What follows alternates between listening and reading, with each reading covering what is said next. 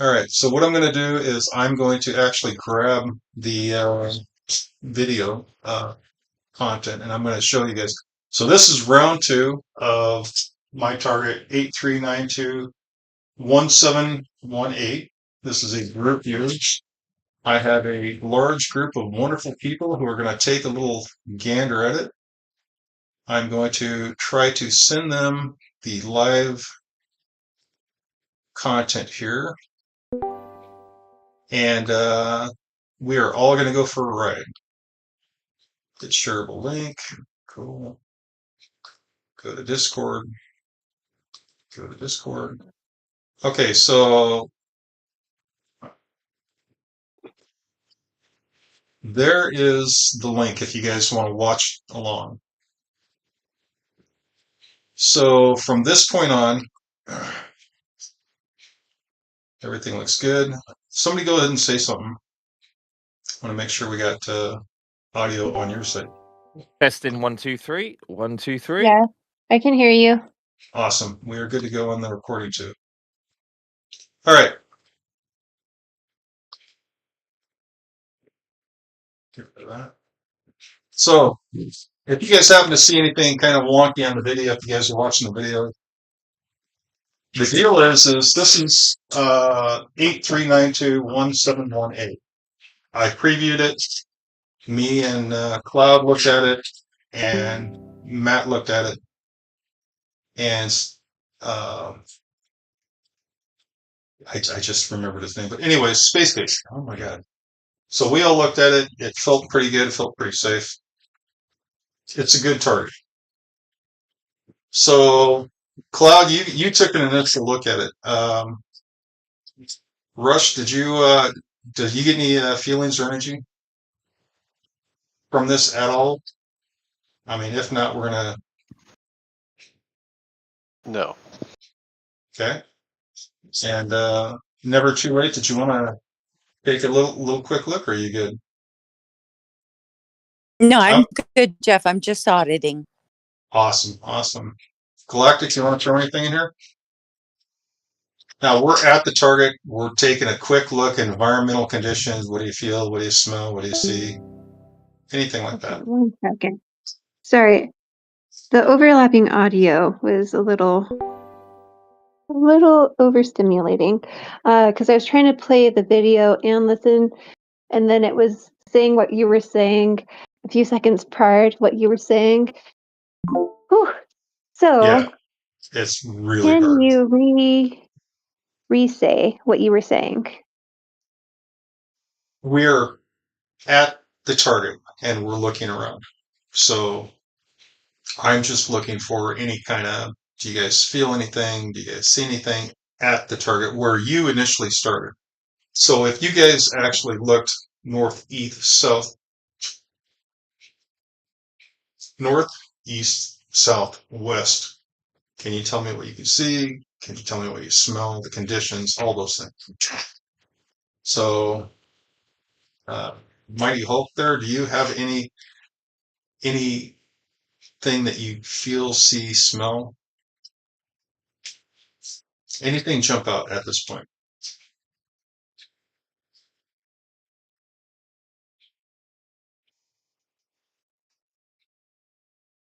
We got somebody new too, Electrosmog. I don't know who that is. So we're live Electrosmog. So just so you know, it's just I'm taping it and putting it on YouTube, but it's just me and the voices. That's it. There's no other video. Initial feel from myself, Afro, is brown, desolate, and musky. Brown, desolate, and musky. Nice. So just so you know, I'm going to give you a little feedback as we go. This is kind of the general consensus is there's a lot of brown. What were your other two? Brown, musky, and what? Desolate. So that was pretty much the general desolate consensus, which is cool. You said musky. So there's like odor in the air or something. Yeah, I couldn't quite place it, but yeah, the best I could come up with musky just as the first feel. Cloud, what was your conditional environments? I can't remember.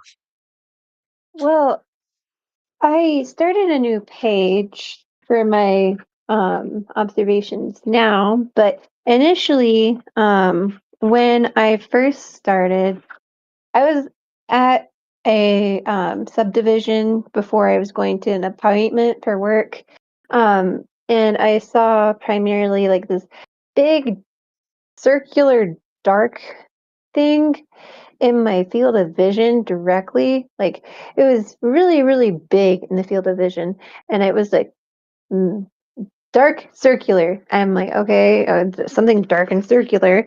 And then I started to feel like sweat down the right side of my face. Um, saw a jet of bubbles, but like specifically like the imagery of bubbles from like a hot tub, like that kind of stream of bubbles, but like specifically going from the left to the right side of my field of view. And then I saw dead leaves. Then I heard in my ears, hidden spring. I was like, okay, hidden spring. Saw a visualization of like a scythe. Then when Jeff was talking the different directions, because he like went through the different cardinal directions, I wrote down my impressions for each one. So like north, my impression it was open. South, my impression there was a tree view. West, water. East, dark. And then I saw this bird, and the bird was like gray and brown with an orange belly. And I saw a stream next to like this dead looking tree with no leaves. There were like dead leaves by it with like field of, well, not field, like running water, little stream. Um but then yeah, that's all I saw. And then that was earlier. Then today after, so that was like 1:40 to almost 2 o'clock, and now it's 7 o'clock.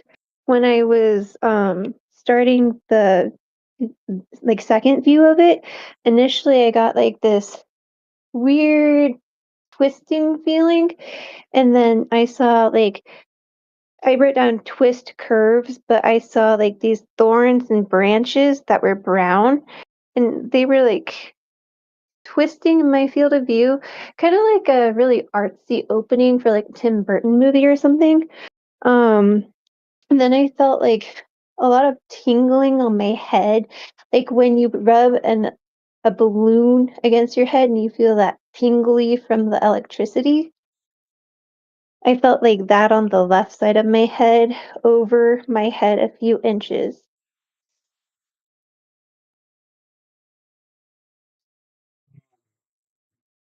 Ben, do you so at this target, do you get this any of the sensations at all of the electric sensations or the feeling of possibly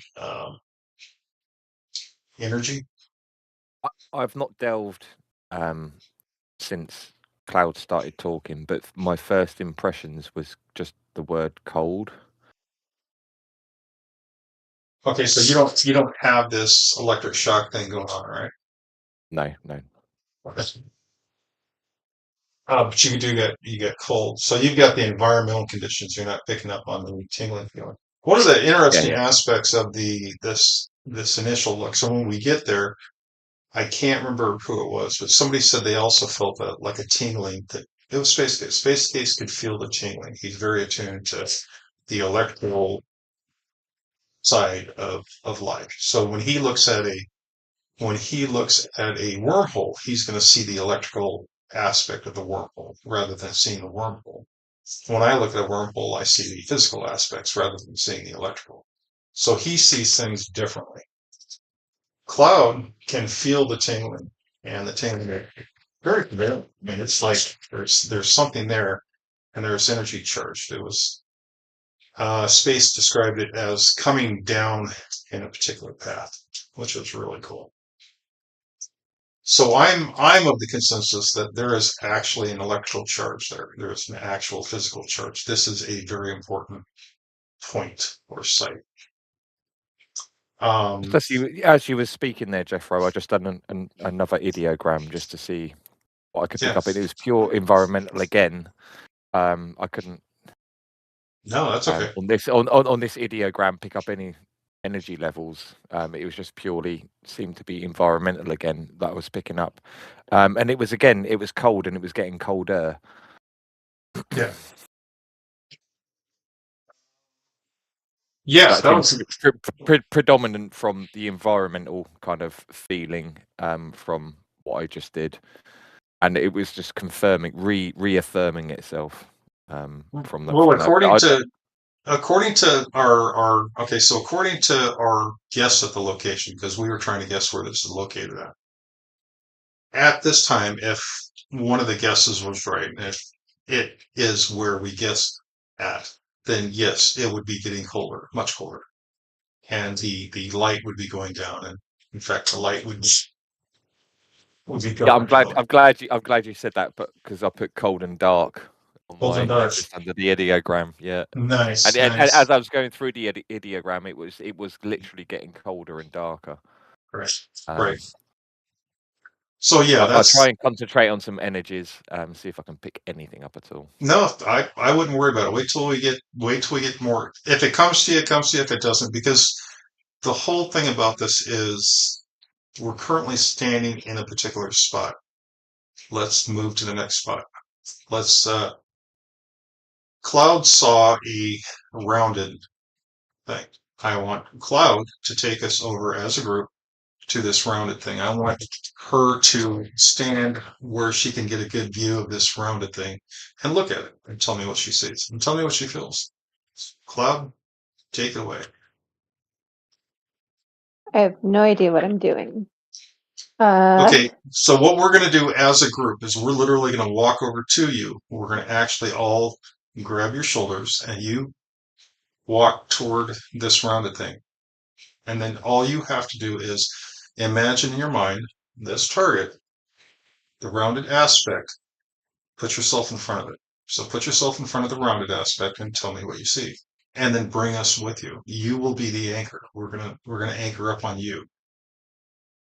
Which well, means we're initially I go saw ahead. like this weird gray circular like orb looking thing that had like these weird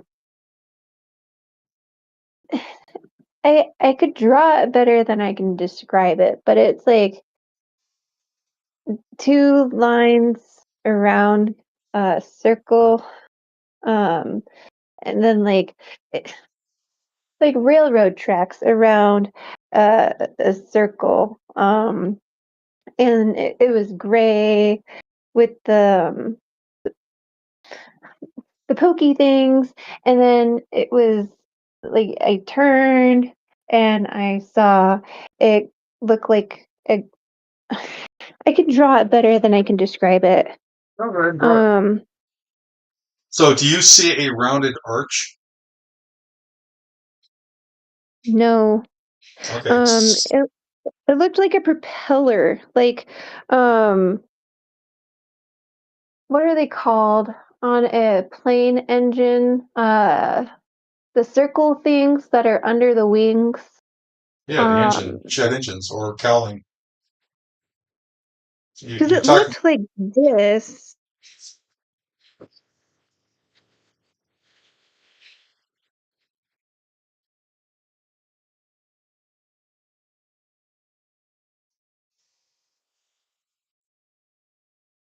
Like that. Okay. Nice. I guess kind of like a kiwi inside, like the ring of a kiwi, that thing. But Oh, wait. So wait, okay, hold on. Wow, you went all out on that one. Okay. Wow.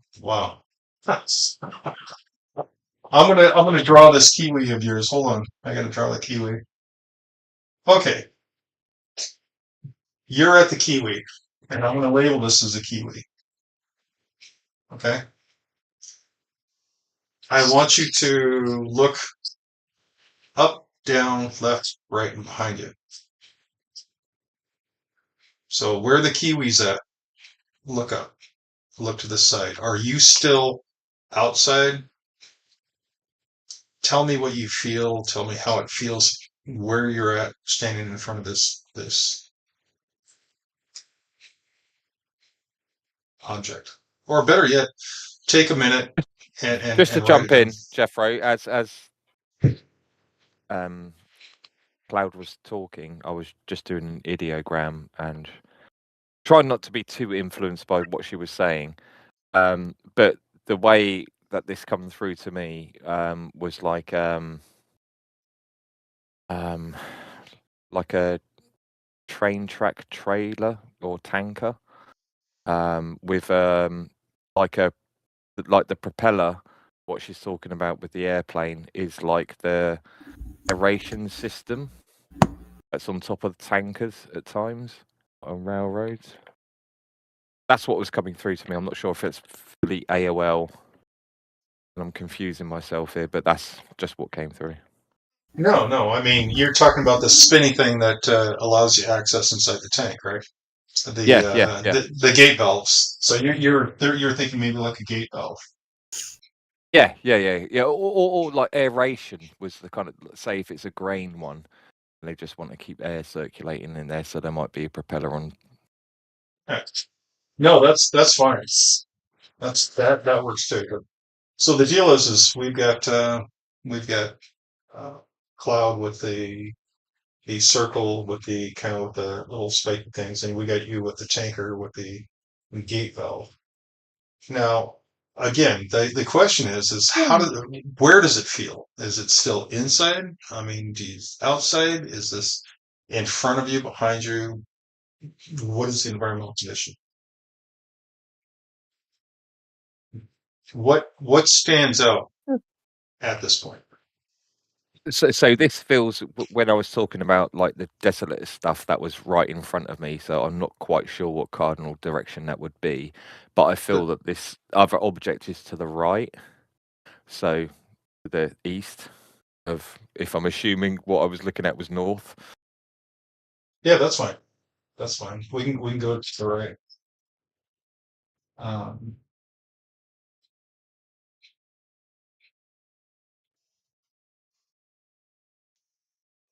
One of the things that I mean, I kind of picked up on, and a couple of the other viewers, was there seemed to be some kind of structure off one direction. Yeah, So so I kind of feel to the right of me or the east. That, so when you say structure, to me, when I use the word desolate to begin with, it kind of feels like a junkyard. It doesn't feel like an active railway going through there. It actually feels like junk. Like, you know, it's, where they crush vehicles and things like that. It just yeah, there could be scrap metal there. I mean, we didn't pick up on the junk. yeah. We picked up on kind of like a little just basic structure. Now, on that, And assuming there would be kind of like a basic structure there, like a mini office, like in like a what we call over a terrapin, or just well, I was kind of wondering if it was like maybe an abandoned like mining setup. That was my thought. It's possible mining setup. So maybe this area has an abandoned mine in it. interesting. Yeah, because mines do have quite large junkyards normally for their spare parts. You know, they never chuck anything away. They always keep stuff on hand. So I wonder if it's kind of that, where they just put their old trummels and things like that. Well, the deal with this is hey, thank you, Copilot. I just got your message. He was saying my words are very small on my videos. Have to adjust it. The feel for me was like an abandoned mine. So if it is, even if it's just even abandoned housing or whatever this is, there's still going to be scrap and crap out there.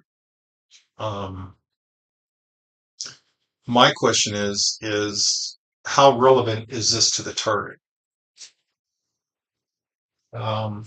Because I really do feel like it's like a mine or near a mine, or maybe the mine's part of it. I don't know, but it's not the target. The mine is, or the the buildings and the junk is not the target, but they are definitely part of this whole scenario. There's something there more than what meets the eye. Yeah.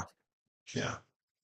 So So on that note, do you feel any other things that we need to look at right there? yeah. So just going, I kind of squiggled an ideogram. I'm trying to do that every time you kind of speak, just to get a feel of a shape.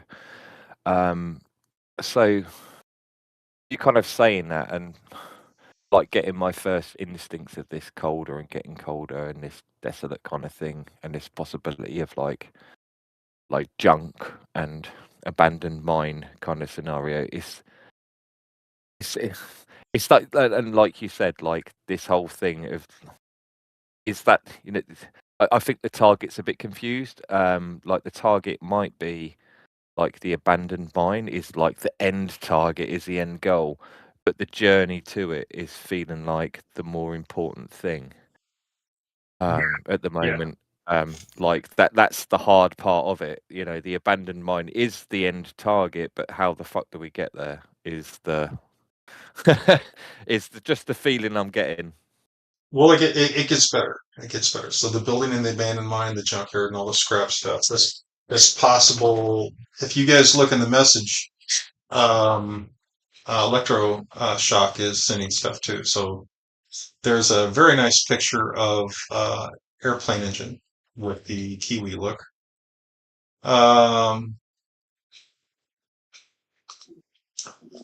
So Yeah, and again, that might be like what I was saying about the air filtration system. So that fits in with the mine kind of right. motif. Yep. Well, I was kind of well. Let me before I say too much on that note. Let me take you guys to where I'm at. So now I'm going to stand in front of where I want you to look at. So what we're going to look at is this target, but this aspect I want you to look at and feel this from my perspective. So if you could just reach over, grab my shoulder, and I will walk you over to where I want you to look at, and I want you to look, and I want you to tell me your first impression. So what is your first impression as I stand here looking?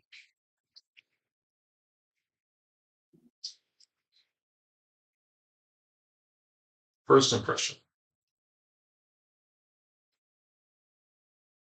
Right, I'm not going to lie, and this might be the drink, Jeffro, and just for all those people listening, potentially.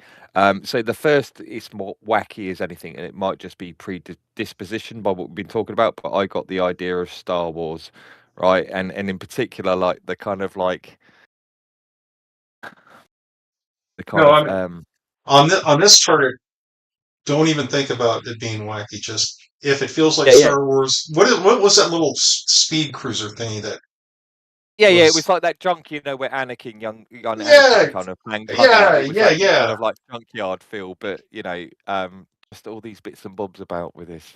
So I'm gonna write Star Wars junkyard feel. Yeah. Okay, and no, Just yeah, being just honest. Yeah. no, and that's freaking awesome. So, but we're standing here. We got this junkyard field. Now I want you to look up, look sideways. Does anything pop out on you? Can you feel anything? Because what I'm going to do is I'm going to start walking forward. You're going to tell me what's in front of you, what's beside you. You just keep up with me. Keep one hand on my shoulder. I walk forward, and you kind of tell me what you feel and what you see.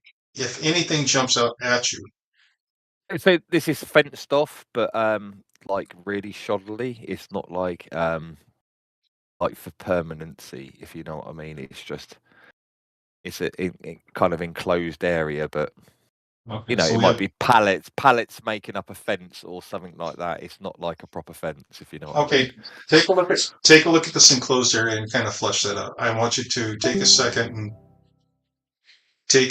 and just kind of think about it. So on the ground, it's not like it's they've purposefully tried to make it a little bit more stable. So rather than it just being mud, I think there's a load of gravel mixed in with the mud, just to make it a bit more stable underfoot.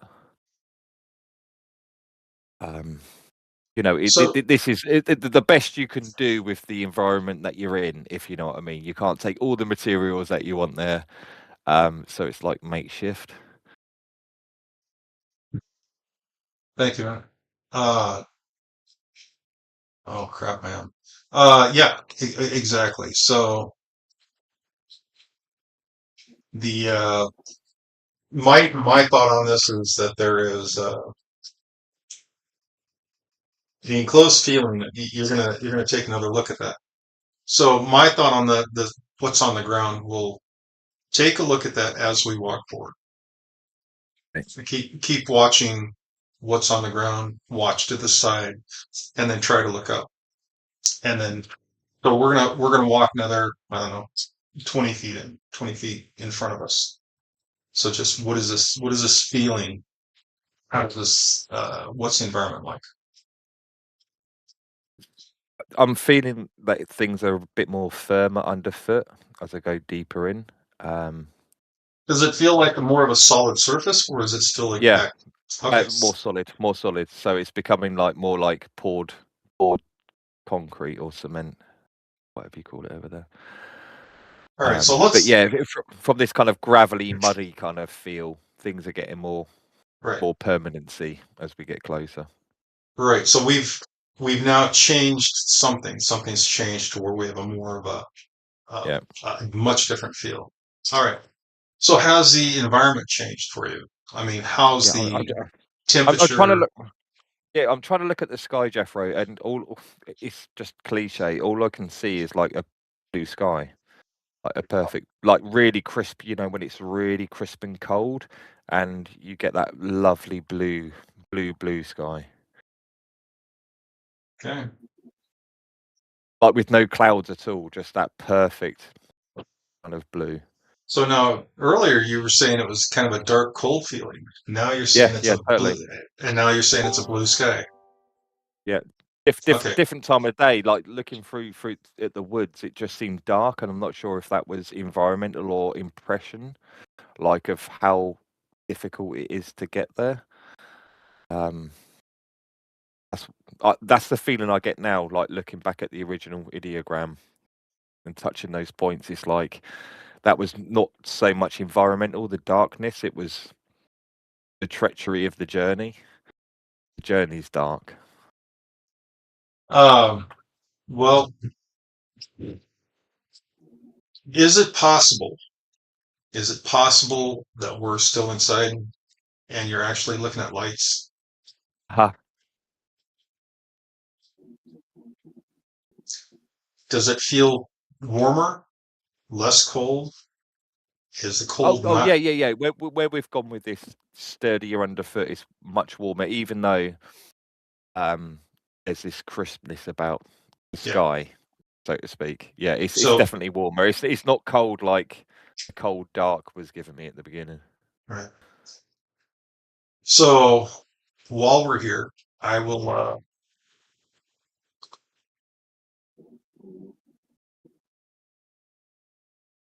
Okay, so electrosmog sees something.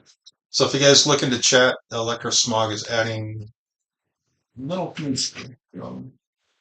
Electrosmog, small round humanoid.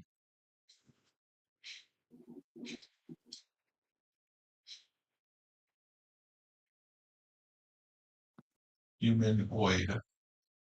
Okay, so we have a junkyard field. You are now seeing blue skies. We had an enclosed area. You had the crunchy underneath the foot, but we went 10 feet forward. Now you got the solid. But so the ground environment has changed. You now have a blue sky. What do you have around you? What do you feel that's around you?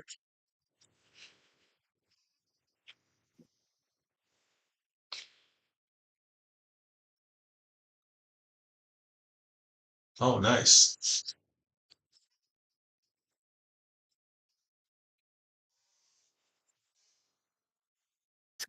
It's getting a little bit tight. So I can only assume No, that spit it out, man. it's kind of like a hallway. But there's lots of rooms off of this hallway. It's a kind of a bit school-like in that aspect, or kind of military-like. You know, you got a hallway with loads of rooms. Does it feel off of military? It feels more military than school, but it just doesn't fit with. How about a military aspect?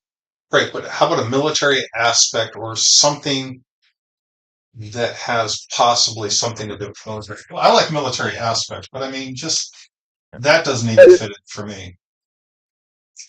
Yeah.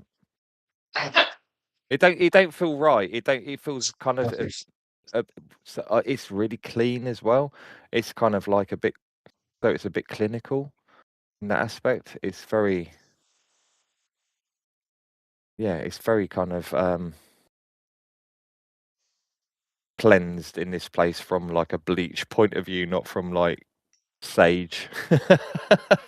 It's very clinical in that kind of sense. It's Okay. yeah. And that's kind of cool. I mean, again, you still feel the enclosed. You see rooms off the It side. definitely feels enclosed in here. Yeah, it definitely feels. So the funny thing is, we went from an outside environment that was outside.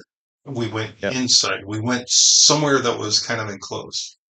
You have blue sky feel to where the sky is blue. The sky is just radiant. We have hallway. It feels like a hallway. You got lots of rooms. Yeah, which is a contradiction completely, because it's like that blue sky gave me the feel of openness. You know, when the sky is that vast, that it makes you feel open. And as soon as I started walking further in, it was just like, well, now I feel enclosed. I'm not sure if that's the same environment or just like you said, maybe the lighting in there is good, but I kind of don't feel that in here. I'm going back to desolate. No, that's okay. It don't feel. It doesn't feel open in here. I think the lead up to it, where the ground was changing, that's when I got that kind of blue sky look and that openness. But kind of like when I went through the doors of this thing, that's when it started to feel enclosed and very clinical and military like. Okay. Purposeful. It was, purpose built, and all these rooms. Yes. Not sure what the hell those rooms were about, but yeah, that's what we were trying to figure out too. We were trying to figure out one of the things that we talked about was learning or schooling, or maybe it was there for education. Yeah, but it doesn't feel like normal education. This feels very specific. It feels, this isn't like educational for the best of your, the best to get the best out of you. This is educational to rinse the best out of you. If you know what I mean. Right. So it doesn't feel wholly positive. What's that? It doesn't feel wholly positive. It's education, but for the benefit of someone else. Which is really funny. That is really funny that you say that. Because the other two reviewers that I had doing this, they were describing a more positive attitude. So while you're not feeling the what they were feeling, you're feeling more of a realistic. Yes, it was positive, but had connotations. Yeah. Not to the benefit of the individual going through it. Right. Ultimately, ultimately. Fascinating. Okay. This is really cool. I'm going to be kind of interested to see what Cloud has got to say. So here we have a very interesting feel to this. This feels fascinating. Electro saw a small brown humanoid, and then many other people that were brighter and brighter. Now, That was the other thing that the other group saw was people. Do you feel or see anybody? Can you? Does it feel like there's actually somebody there, or are they there in, I don't know, maybe like remote viewing?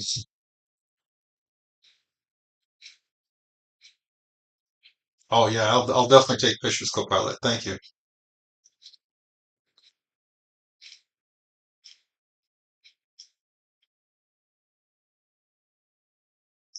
It's transient, Jeff. I'm getting people occupying that place from time to time, and Right. it's starting to feel like that junkyard thing's like a ruse.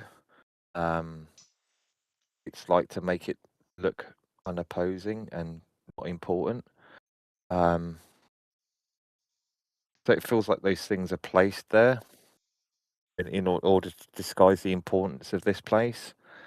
And it feels like people go there from time to time for this training or manipulation is the word I think I'm more falling towards.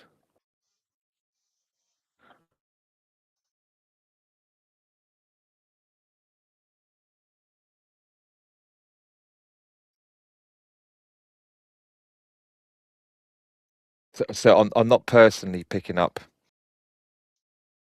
strong indications of something like non-human, like You don't. Yeah. Don't worry about yeah, not picking up non-human. yeah. Just kind of get a feel for: is there other people there? Is there somebody Yeah, coming or going? so this is where I come back to the military word. It feels like there are top brass there at times. But the top brass are kind of only there very occasionally, from a military kind of aspect. But so it's more frequent for like the trainers and trainees to be there. But the frequency would be like maybe once a quarter or something like that. You know, it's not like occupied like continuously. It's just as and when, and it feels like some sort of planned program, like like a university course or something like that. They only offer it like every quarter or every semester or something. It feels like a planned time that they would occupy it, but the top brass are there like probably once a year. It kind of feels like.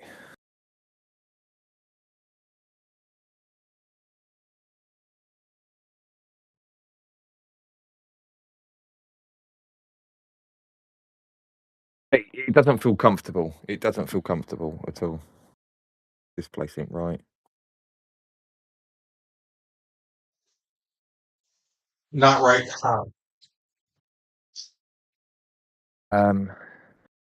More from kind of like a spiritual point of view is what I'm kind of getting. So, although kind of mentioned like military and clinical, yeah, it feels kind of like energy draining. Kind of like the word I would actually use, but I'm not sure if it's relevant. It's just like energy vampire, from that kind of classic term,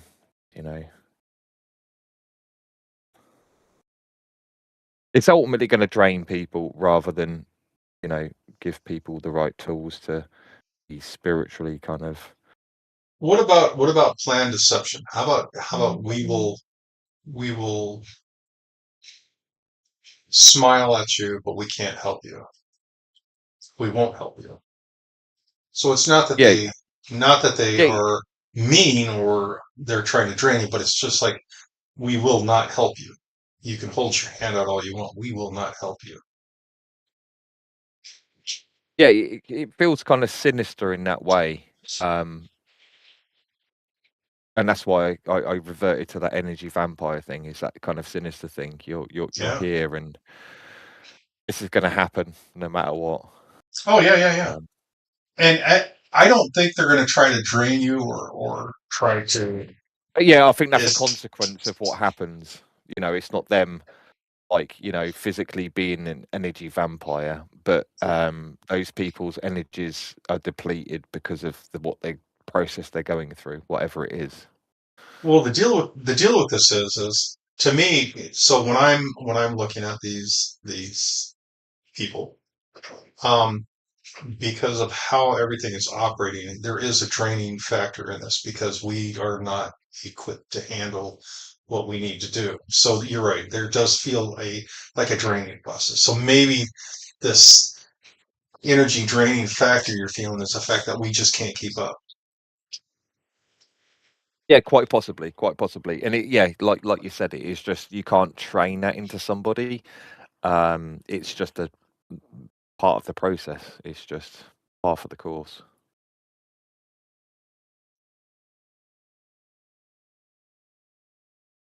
Hey.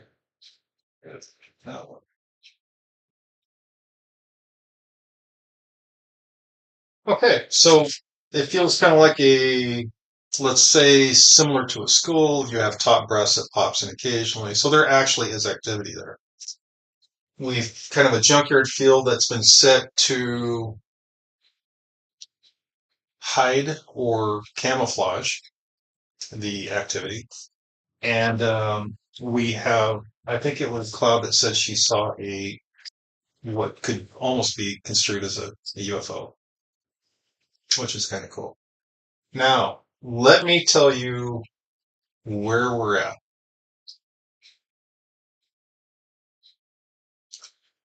Um, this is a very large opening that we walked into. Very large. So it's an arched opening. It's big enough for an airplane to fly into. So this is a large opening. And the thought is it's over by the Grand Canyon. And so when we walked into the opening, the floor went from gravel to almost like a solid surface. That was one of the things that you were feeling was the change in the floor. And there were doors off to the side. So wherever these little rooms go to or whatever they go somewhere and they do something. We didn't go into any of the rooms, which is this is like even Electrosmog says she feels this is like something other than land transport. This has a feel it's transporting. Things go in, but they don't come back out. Or they go Wow. through. Okay. Yeah, I don't know what you're going on about already. Yeah. Can you feel that? It's almost like where is this going? I mean, it's going somewhere, but we were trying to figure out where it's going. And one of the things that I picked up on was it hits a point and then radiates out in multiple different directions. So Jeff, is this kind of like the law around like the Grand Canyon having those kind of like secret doors which look like rock faces, but you can kind of walk through? Right, and that's what somebody brought up is maybe this is the Grand Canyon. Yeah. No. Okay. Maybe it is, Wow. but I don't know for sure. The thing about this is there are people in there, and I'd like to focus in on the people in this area. Yeah, because they talked about there's so much hidden knowledge in those spaces in the Grand Canyon. Yeah, but who's controlling that knowledge? Yeah, exactly. You know, is any of like, what I touched on true in the aspect of like so many parts of the Grand Canyon of like, you know, being cordoned off to the public, and you know, do actual people go there for training?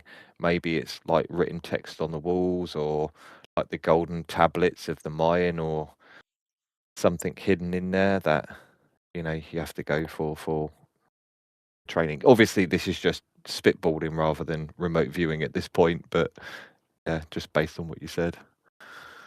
Yeah, and that's the other thing is they had a feeling it was possibly Grand Canyon. Everything kind of points toward it. It's kind of interesting. Um,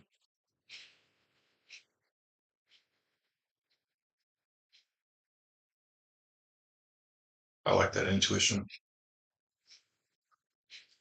Yeah, that feeling of desolate at the beginning. Right. So it's like Grand hidden. Canyon. It's hidden in plain sight. Yeah. Whatever this is hidden in plain sight. So, but I don't know why I have such a cavernous, wide open feeling.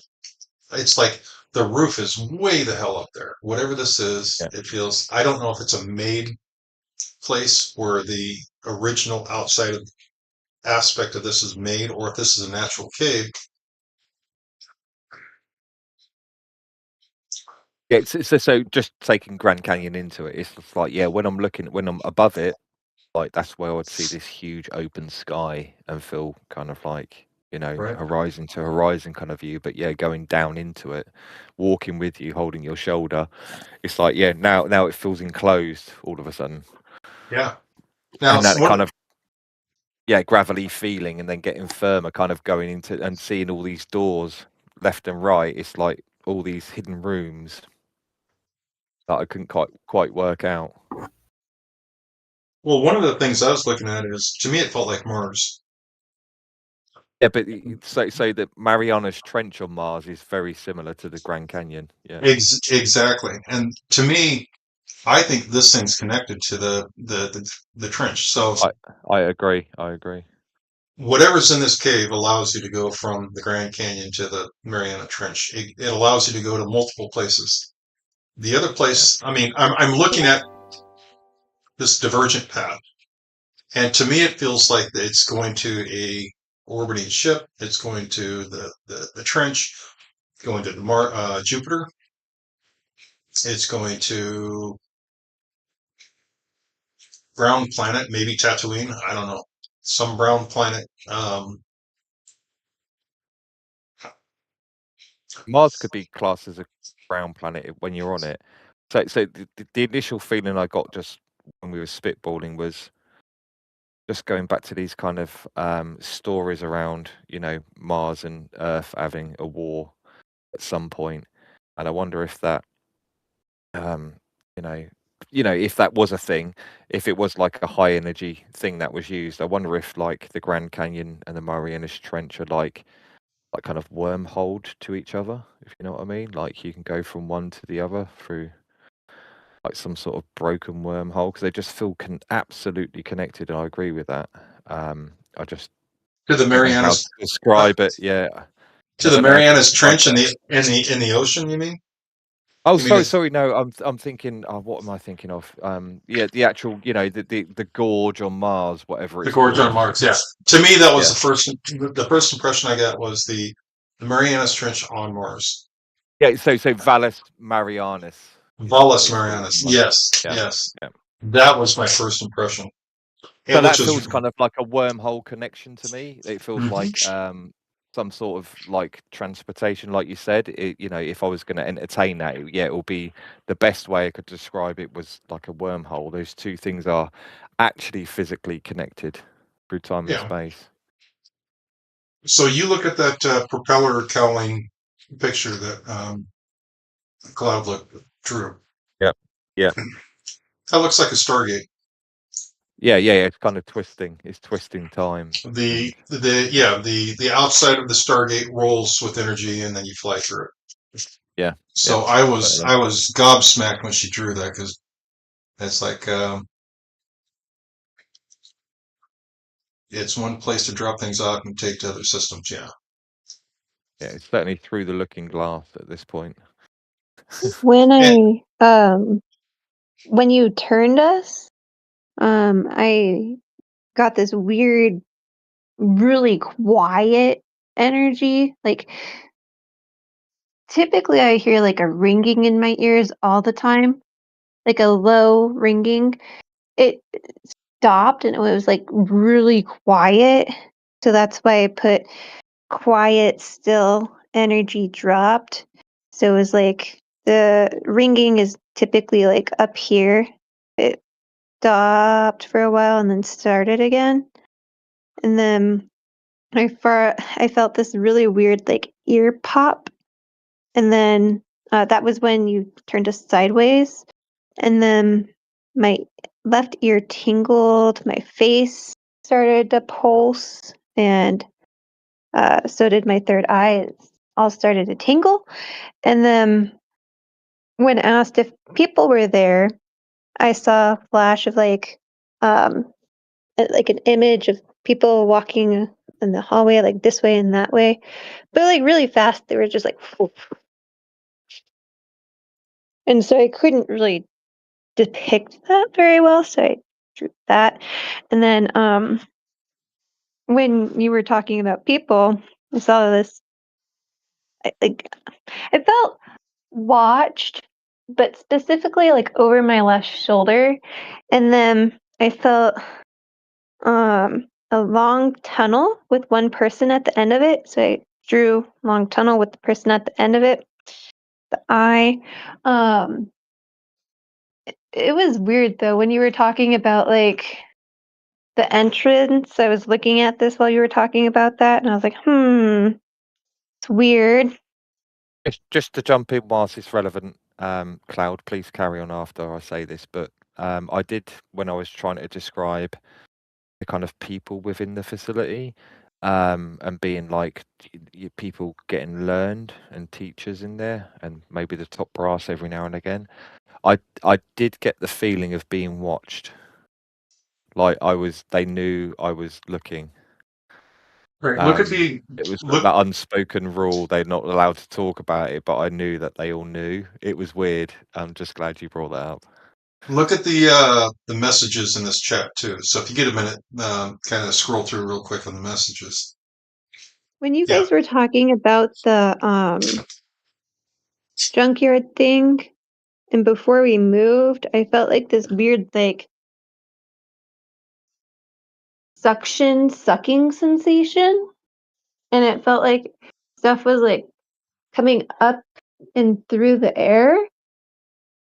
I'm not sure if that was like representing like trash getting thrown or like energy getting tossed out. I don't know. It just felt like something suction, and I wrote down like sucking sensation vacuum, and then I drew a little drawing like this. I don't know if you can see it. Like this to represent the suck in sensation. But Well, that's kind of cool. See, the deal is that energy sensation, the energy change, the sound that you hear can all be related to what's happening right now. So there is a lot going on this target. This target has a very particular feel. You guys are catching a lot of the aspects that this target has that is just, it's an amazing target. I'm really glad this guy gave it to me. So I'm absolutely ecstatic you guys are doing so good. And if anybody else has anything they want to add to it, or anything that they feel about this, just let me know. But yeah, read the chats too, because you can see that Electro and Galactic are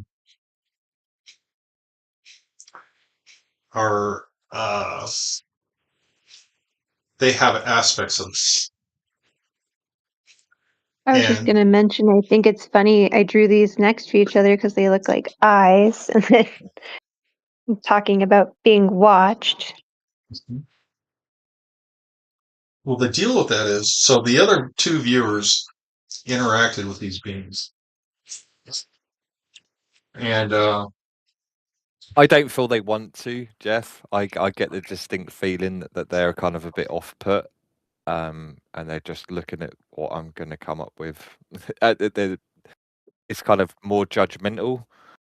well, let's just say this is the second time around that they've been interacting with us, and I'm sure they really don't want to. yeah. They're kind of looking at me like, what you doing? It's like, oh my God, what is this? Disneyland? Good God. Yeah. So the next groups come in, and now they're having to dance like monkeys. Yeah. So I'm sure And they then don't feel good about it. and I just feel like students at their desk type thing, trying to ignore me, but they know I'm there. Mhm. Do you understand what I'm saying? Yeah, it's but you know they're not children. These are not children. These are like young adults. I got trying the to do same their feeling best when I and was dealing with concentrate. some. Yeah, I got the same feeling when I was dealing with some tall whites. They didn't want me there. They didn't want to talk to me, and they sure as hell didn't want to work with me. So yeah, Yeah. same feeling. Totally understand what you're saying. Yeah, not kind of get out, just kind of dismissal. It's just like ain't got time for you. We've got a job to do. That's right. That's right. Yeah, Let's just, we're going to ignore you. You're going to go away eventually. yeah, exactly that. Okay, so When you guys were talking about the rooms earlier, I was thinking daycare when you were talking about that. But I was like, I don't know if I should mention that. I'll just be quiet and wait and listen. And then earlier when you were talking about the distraction, I heard casino, but I was like, I don't know if I'm just like drawing conclusions. Because I was thinking about the casino I've gone to where there's like a fake sky drawn on the ceiling to make it feel more open Yeah, and daycare. And I was like, well, if it's a casino, it technically is a daycare because they are watching people all day. There's like Yeah. an omnipresent, people watching everyone, but like then they are distracted. And I'm like, I don't want to say it's a casino, but like I don't know. you know what? We're going to throw it out there. Like a fake environment. Like I was getting confused with that. I put the analogy in for being at the top of the Grand Canyon and seeing the open sky, but being enclosed, but still seeing it. That kind of falls into that as well. That's what I was thinking about when you were saying that. Yeah. It feels open still, although it's enclosed, and Yeah. my brain can't compute it. But the casino's like the perfect analogy for that.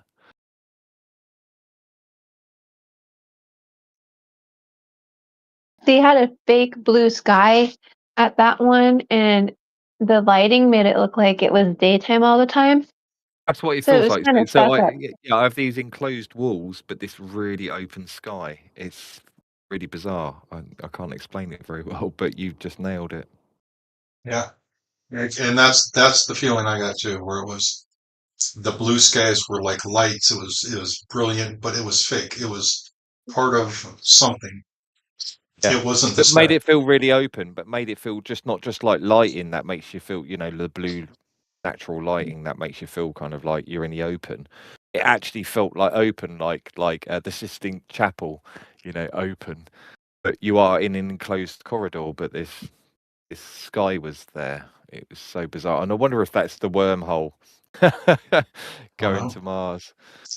Yeah, my co-pilot has a question. He's asking, what do the eyes look like? Are they crescent moon shaped? Are they, what he can't see, because I'm not showing the screen, he can't see your eyes or the eyes that you drew. So he's wondering what the eyes Um, look.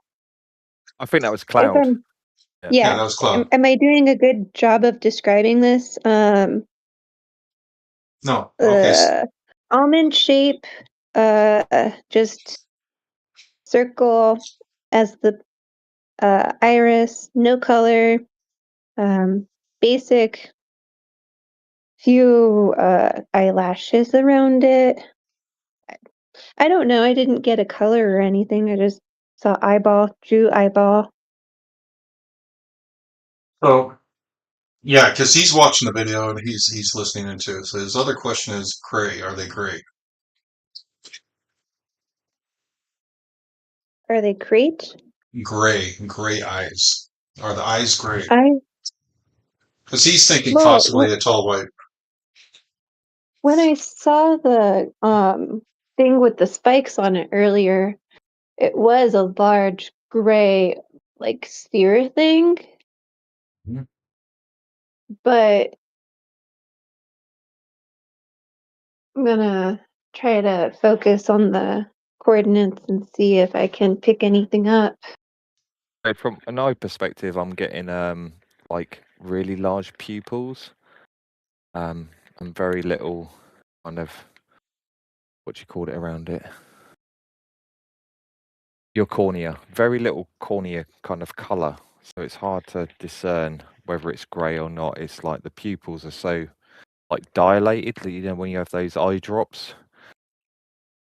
when you go to the special opticians, and you kind of go really dilated. I think like the pupils are really big.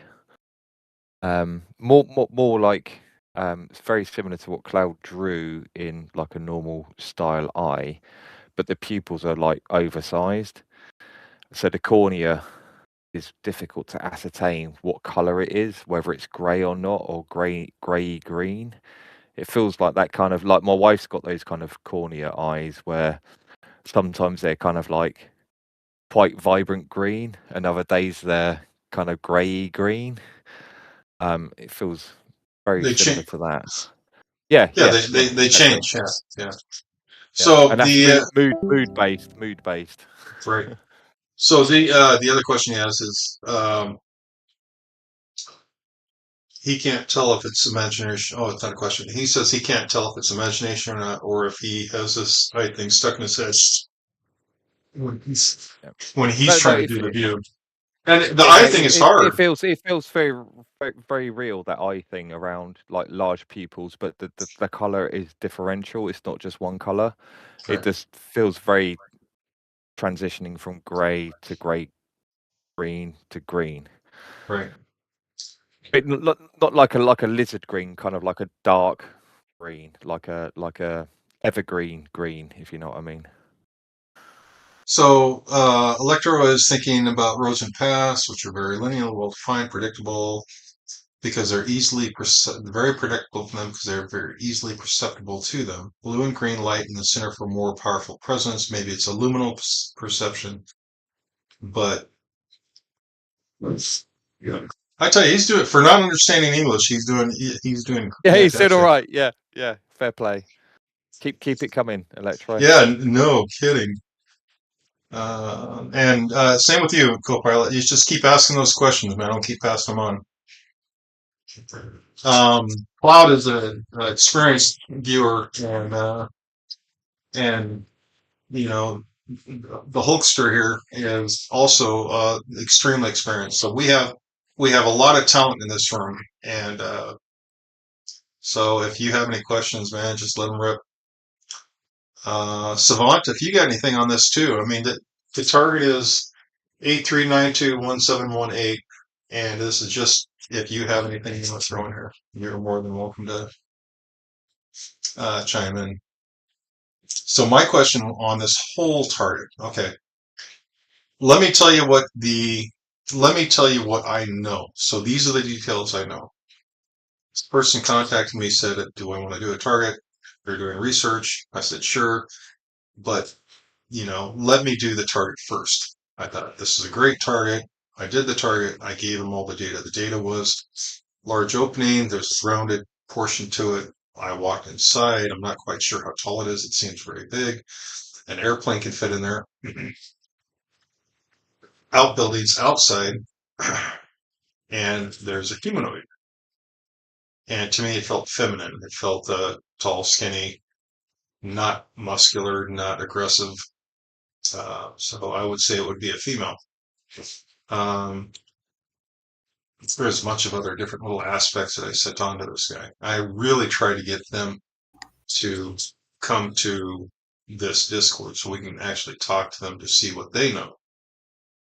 So he sent back, I told him not to give me any details yet, but he sent back, I'm looking for measurements. I'd like to know how big this thing is. So when the first view, the thing came up with the Grand Canyon opening, I was kind of like, yeah, that could very well fit this criteria that has been set. What's the diameter opening of this thing in the Grand Canyon? I mean, is it an opening that stays open, or is this something that opens and closes? I mean, what are we dealing with? Being set near an old abandoned mine is also very convenient, because if it's an old abandoned mine on the Grand Canyon, which there are, that would be very convenient cover. So So now you're all caught up with what I know.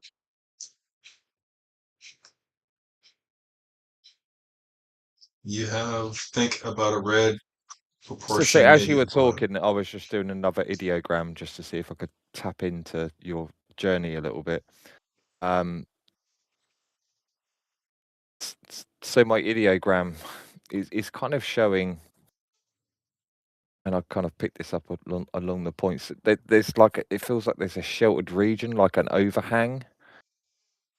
If we're talking about the Grand Canyon, it's the overhang. It seems important to me about location of Well, to me, it maybe felt the like, entrance. yeah, to me, it felt like if this opening or whatever is actually below, it's almost like it's below the landscape. So you can literally walk Yeah. into it, but you're going below. You don't have to Yeah, tunnel down. exactly. Yeah. Yeah. Yeah. So and that It's rather than like sheer canyon sides. There's a portion where it feels like the canyon's coming over, like there's a massive overhang, and that's like symbolic of where this entrance is. Is it the only word I've got, entrance, at the moment for that? It's just like that feels like the beginning. That's the Yeah. beginning. Right. That's where the transition, where it goes from gravel to whatever Yeah, this hard exactly. surface is. Exactly. Yeah. It's a weird feeling because when we walked in there, it didn't seem like it was huge, but it went somewhere, and that aspect of going into this cave-like structure, this rounded structure, but not going down, kind of confused me. It took a while to figure out that it was like below the surface already, and you had the stuff up top. You had Yeah, this very so I think you couldn't see this from satellite, like overhead imagery, because of that overhang from what's going above it. I think kind of occults what's going on underneath. my co-pilot asked, is this on the physical realm or astral? And I hands down think this is here on the Yeah, physical realm on Earth. this feels all physical. Yeah, this all feels physical. This isn't. Yeah. It also feels like it's in North America. Yep. So I think it's really, really cool. Yeah. I get no vibes of astral at all. No. From like the beginning part of it. Like when we start talking about maybe the Travelex aspect, to where we think maybe spitballing on Mars. That's where it probably gets into the astral. Just from the pure travel aspect of it, but obviously that's not remote viewing at that point. It's just more intuition. It's more guessing. Of how how that might work. So that's what your guy might be picking up on, guy or gal. One of the things, Galactus says energy protected waypoint, and I've got to agree. This is not a final destination place where you go here for any reason. This is like a transition point. This is not a stopping place where there's going to be a lot of people. This is a thoroughfare. Yeah, it's a gateway. A gateway, yeah. And yeah, totally. I it feels like you get prepared kind of for the journey. It's like I feel that if you would just go, it wouldn't fare well. So I think this is what that energy depleting kind of training is preparing you for. Is this journey? Like I said at the very beginning, this feels like it's the journey is the important thing. And it very much feels like that's what the preparations is for that journey. Right, I originally perceived it as like a journey to get to the point of what we're now considering like the Grand Canyon and those caves, but the journey is actually what you're being prepared for. And that's what the energy depletion part is about, is just getting ready to be able to take that journey proper. But like you said, it's not like any, although it depletes your energy doing the training, it's ultimately to toughen you up to go on the journey. Right, because for whatever reason you have to have. I mean, could it be like where they implant the information? I mean, schooling, old-fashioned schooling of learning by rote is non-existent. Now we're looking at information loaded or downloaded. So maybe the downloading process is highly intensive and physically draining. Yeah, I that's what mean, it feels like. That's what it yeah. feels like, and it's prepping you for that arduous journey. Because if you just went to try and do it without that training, I think it would be disastrous. Yeah, Galactic agrees with it. So the funny thing is so what I'm looking at is I'm looking at these people that will sit you down. You come in, you travel to this place, you come in, you sit down, you don't lay back, you recline back, and they flood you with all the information you need to get to and deal with what's on the other side. And then you're sent off from there. Then you go from there to wherever this other side is. And it does have a military feel to it. That's not just scientists and explorers. You have people with military aspects going through. Yeah, this is being taken advantage of and hidden. This is something that is, yeah, the military have taken control of completely. This isn't open to the public, and No. quite rightly so by the feel of it, because of the dangers involved with not being prepared. But I think that preparedness is taken from, like, I think this is something ancient.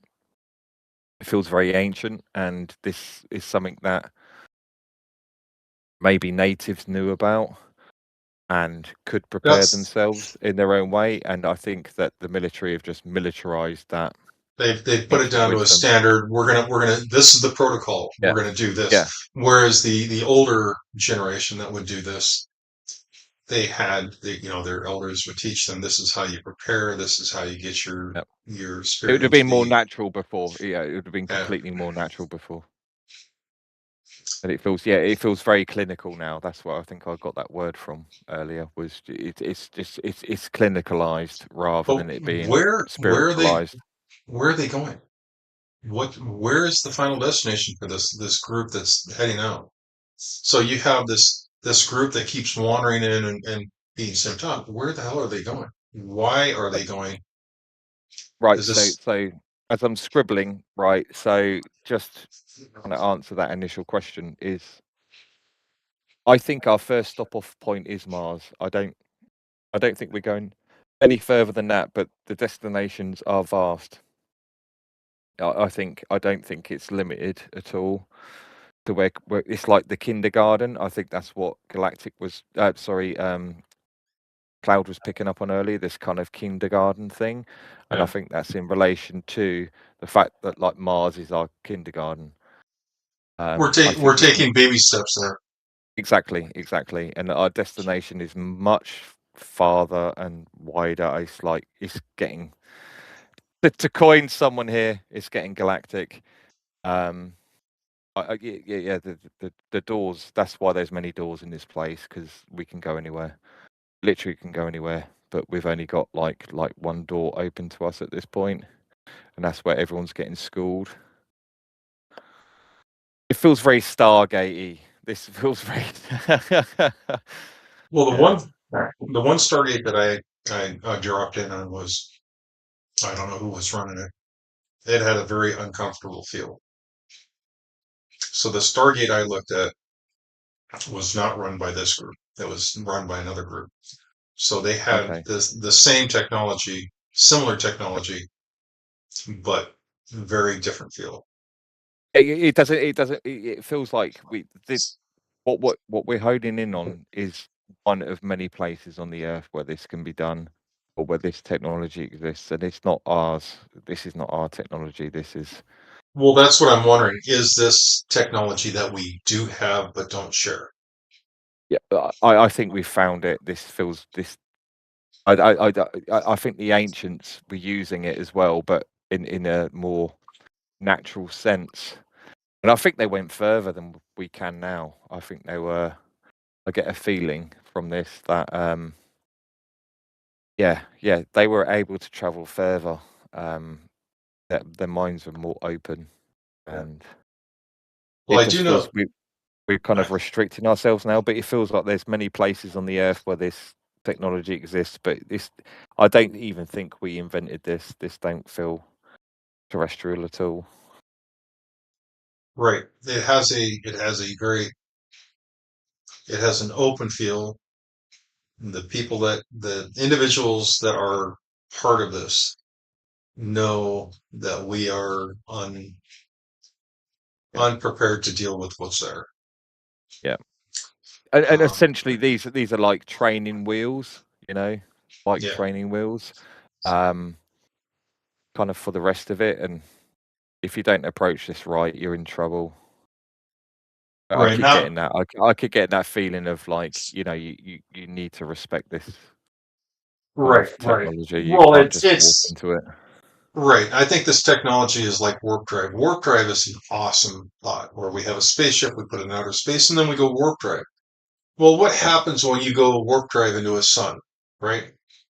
yeah, exactly. That's Right, that's how Han Solo done the Kessler run in 2.6 parsecs or whatever. right, Not let the computer calculate whether we're going to go into a sun or not. It was just like, got to get away from the baddies quick. right. But yeah, We're gonna go twice the speed of light. Any dust particle or even atom that gets in our way, I mean, we are yeah, a blip on the radar. We are gone. yeah, So yeah, I mean, this is technology that we have got to think twice about, and then when we do use it, we have to yeah, respect yeah. it. It feels like that journey is not straightforward. It feels like one aspect like kind of instantaneous. But like on the other aspect, it kind of feels like the astral journey. That there is an astral kind of, but rather than it just being your like psychic body, like we would traditionally think being Right. astral, it's like it's the actual journey feels like your astral and physical body kind of separate during that journey. But And you've got to be able you got to be able to put your self back together at the end, and that's the I important part of the journey. right, and I think that would be the key is if you can't survive the disconnect reconnect, Yeah, you have to know how to reconnect after the journey. So when you yeah, go through, it literally tears you apart and puts you back together. And if you don't put yourself back together, then sayonara, game over. yeah. That's what the training feels like. It's about is being able Right. to deal with that trauma of separation and kind of merging back together. You've got to be able to do that, otherwise you're dead. Basically, it's just game over. Yeah. So Copilot is asking, is information downloaded into a person done by DNA manipulation? Um, and he has a feeling that this information can be stored in the DNA. So basically, once you learn it, it's literally imprinted. And this would explain why kids, have the RV skill. And the RV skill is passed down from child to child. And the other thing he says is, I think faster than light travel would be something in a higher plane, somewhat or somehow. Yeah, I know. Yeah, right. So from the DNA aspect of that, yeah, right. So DNA storage is like the biggest storage medium that we kind of know of. Right. The longest storage medium. It's like, yeah, we can put stuff in crystals and things like that, but they degrade over time. But if you've got a self-replicating thing like a human or Right. a plant or something like that, the DNA is like millions of years old. You can encode information in that for so long. And we survived a huge meteor strike, and the DNA encoding is still there. From like the faster than light stuff, yeah. Um, it feels so the faster than light stuff. totally exists on the astral plane, and this is where I'm on about like this technology seems like it's like a merging of the two things. Like the astral, you have to separate from your physical and astral body in order to take your, because you can astral travel to anywhere in the universe just from your astral self pretty much instantaneously, but in order for your physical body to follow, it's like they have to be separated in order for that to happen, and that's this arduous journey that I keep picking up on. And the ability to put yourself back together, because your astral body will probably travel faster than your physical body through this medium, whatever it is, this wormhole. And you've got to be able to like pause your astral self to allow your physical self to catch up. It doesn't actually feel that much of a time difference between the two, as what physics would kind of tell you is that your physical body would be, you know, light years slower, but it doesn't feel that. It feels like, you know, maybe like a few seconds behind your kind of astral body, but you've got to learn to be able to merge them again at the other end in order for this travel to be actually doable. Can you imagine you would be physically disconnected from your body? You'd be astral projected out of your body, and then when it snaps back, you have to learn how to grab your Yep. body. And so it's basically exactly. they'd have to teach you how to. It'd be like parachuting. You're going to parachute out of your body, but you Yeah, have yeah, to be yeah. able to And land back in. it's not like yeah, it's like, unlike traditional astral traveling where you know you're lying in your bed and you've astral traveled from it. You know you're going back to your bed, but in this case, your physical body is somewhere else as well in space time. So your astral body is like ahead of that. So you've got to kind of wait for your physical body to catch up before you can go in, because it's in a different part of space time, rather than you knowing where it is and being able to just jump back in. This is completely different. It feels completely different. This is where the training's the important thing. I'm just having a thought about this, guys, because when people are trying to imagine this from sci-fi and things like that, where you sort of go through, I don't know, a portal and you jump through and you're somewhere else. What I'm thinking of when you're talking about this in your death experience, where your consciousness completely separates from your body and is now somewhere else. But this place that's somewhere else is not a different time. It's outside of time. Right. That realm is outside of time. And the problem, we're going to manipulate it with machinery and try to achieve that, even if you were just going to a different time, is the same problem that when you come back from a near-death experience, it's not so hard to come back to your body alive, but to retain the information you gathered when you were pure consciousness, you know how to bring it back into your mind, let alone your brain. Yeah, okay, if you put all that information into your brain, now you've got to be able to think of it with your physical material body and your psyche and your emotions, and then try to process that and articulate what you discover in language. This is a very complex thing. Very few people can achieve it.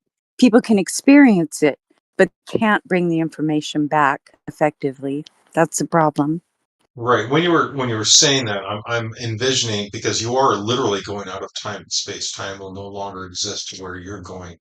So now your body is separated from your consciousness by time alone. I mean, that little step through time, going through warp drive or warp tunnels or whatever this is, literally is more than just outside of your body, watching your body decay. This is literally stepping outside of time, and your body is transported to someone else. So you're right. The process of learning how to reconnect would be Outside of huge. time and space. Time and space, yes, exactly. Yeah, I mean, you and were space, Jeff. You cannot separate time and space. The conscious can. The consciousness can literally leave the body and enter that realm. You can call that realm, but it isn't within time and space. It's completely outside of it. It's in a the almost like being in a bubble that's eternity, where, but it's you can also even be in touch with your body, even if you're dead. Or, I mean, astral travel is not exactly the same because when you die, you didn't mean to. So you're at your body dead and you're out there. But astral traveling, I don't know because I haven't done that. But I know that the only way I was able to was because I was dead. You know what I'm Right. saying? So Right. it's complex, and I don't even have the words to try to articulate it. Yeah. Right. One of the things that I was just gobsmacked about, there was a bunch of troops lined up in order in rows that were absolutely brain gone. Their brain was shut down. They had no functional conscious. They were sitting there. They were told to sit there. You will sit there. You will remain fully kitted until it's your time, and then you will walk forward and you will go there. And I couldn't figure out, why are these people brain dead? Why is their brain not functioning? Not asleep, where you're actually dreaming, but they were shut off. It was like somebody flipped a switch in their head. So wherever the space was that I was at that had the portal, their brain was shut off. They were formed up in rows. They were all kitted out. They all had gear. They all had rifles. They all had packs and packs of stuff. There were Connexes. There were trucks. There was things ready to go through. And all these people were in waiting mode. So I'm looking at that thinking, why not take the troops through and say, hey, look, we're going to jump through real here real quick and go to this other planet. So now we're looking at the fact that you have to learn how to reconnect. Okay, so they don't want to train a bunch of, jarheads how to do this. They'd much rather shut the brain off, transport the body through, turn the brain back on, and let them go do whatever they're doing. So wherever this portal was that I looked at, literally a group of individuals was literally shutting these people down and telling them to stay. They are now automatons. When the time comes, you will walk through this and you will go to the other side. The other side had orange skies and orange sand, and it had all these really cool features.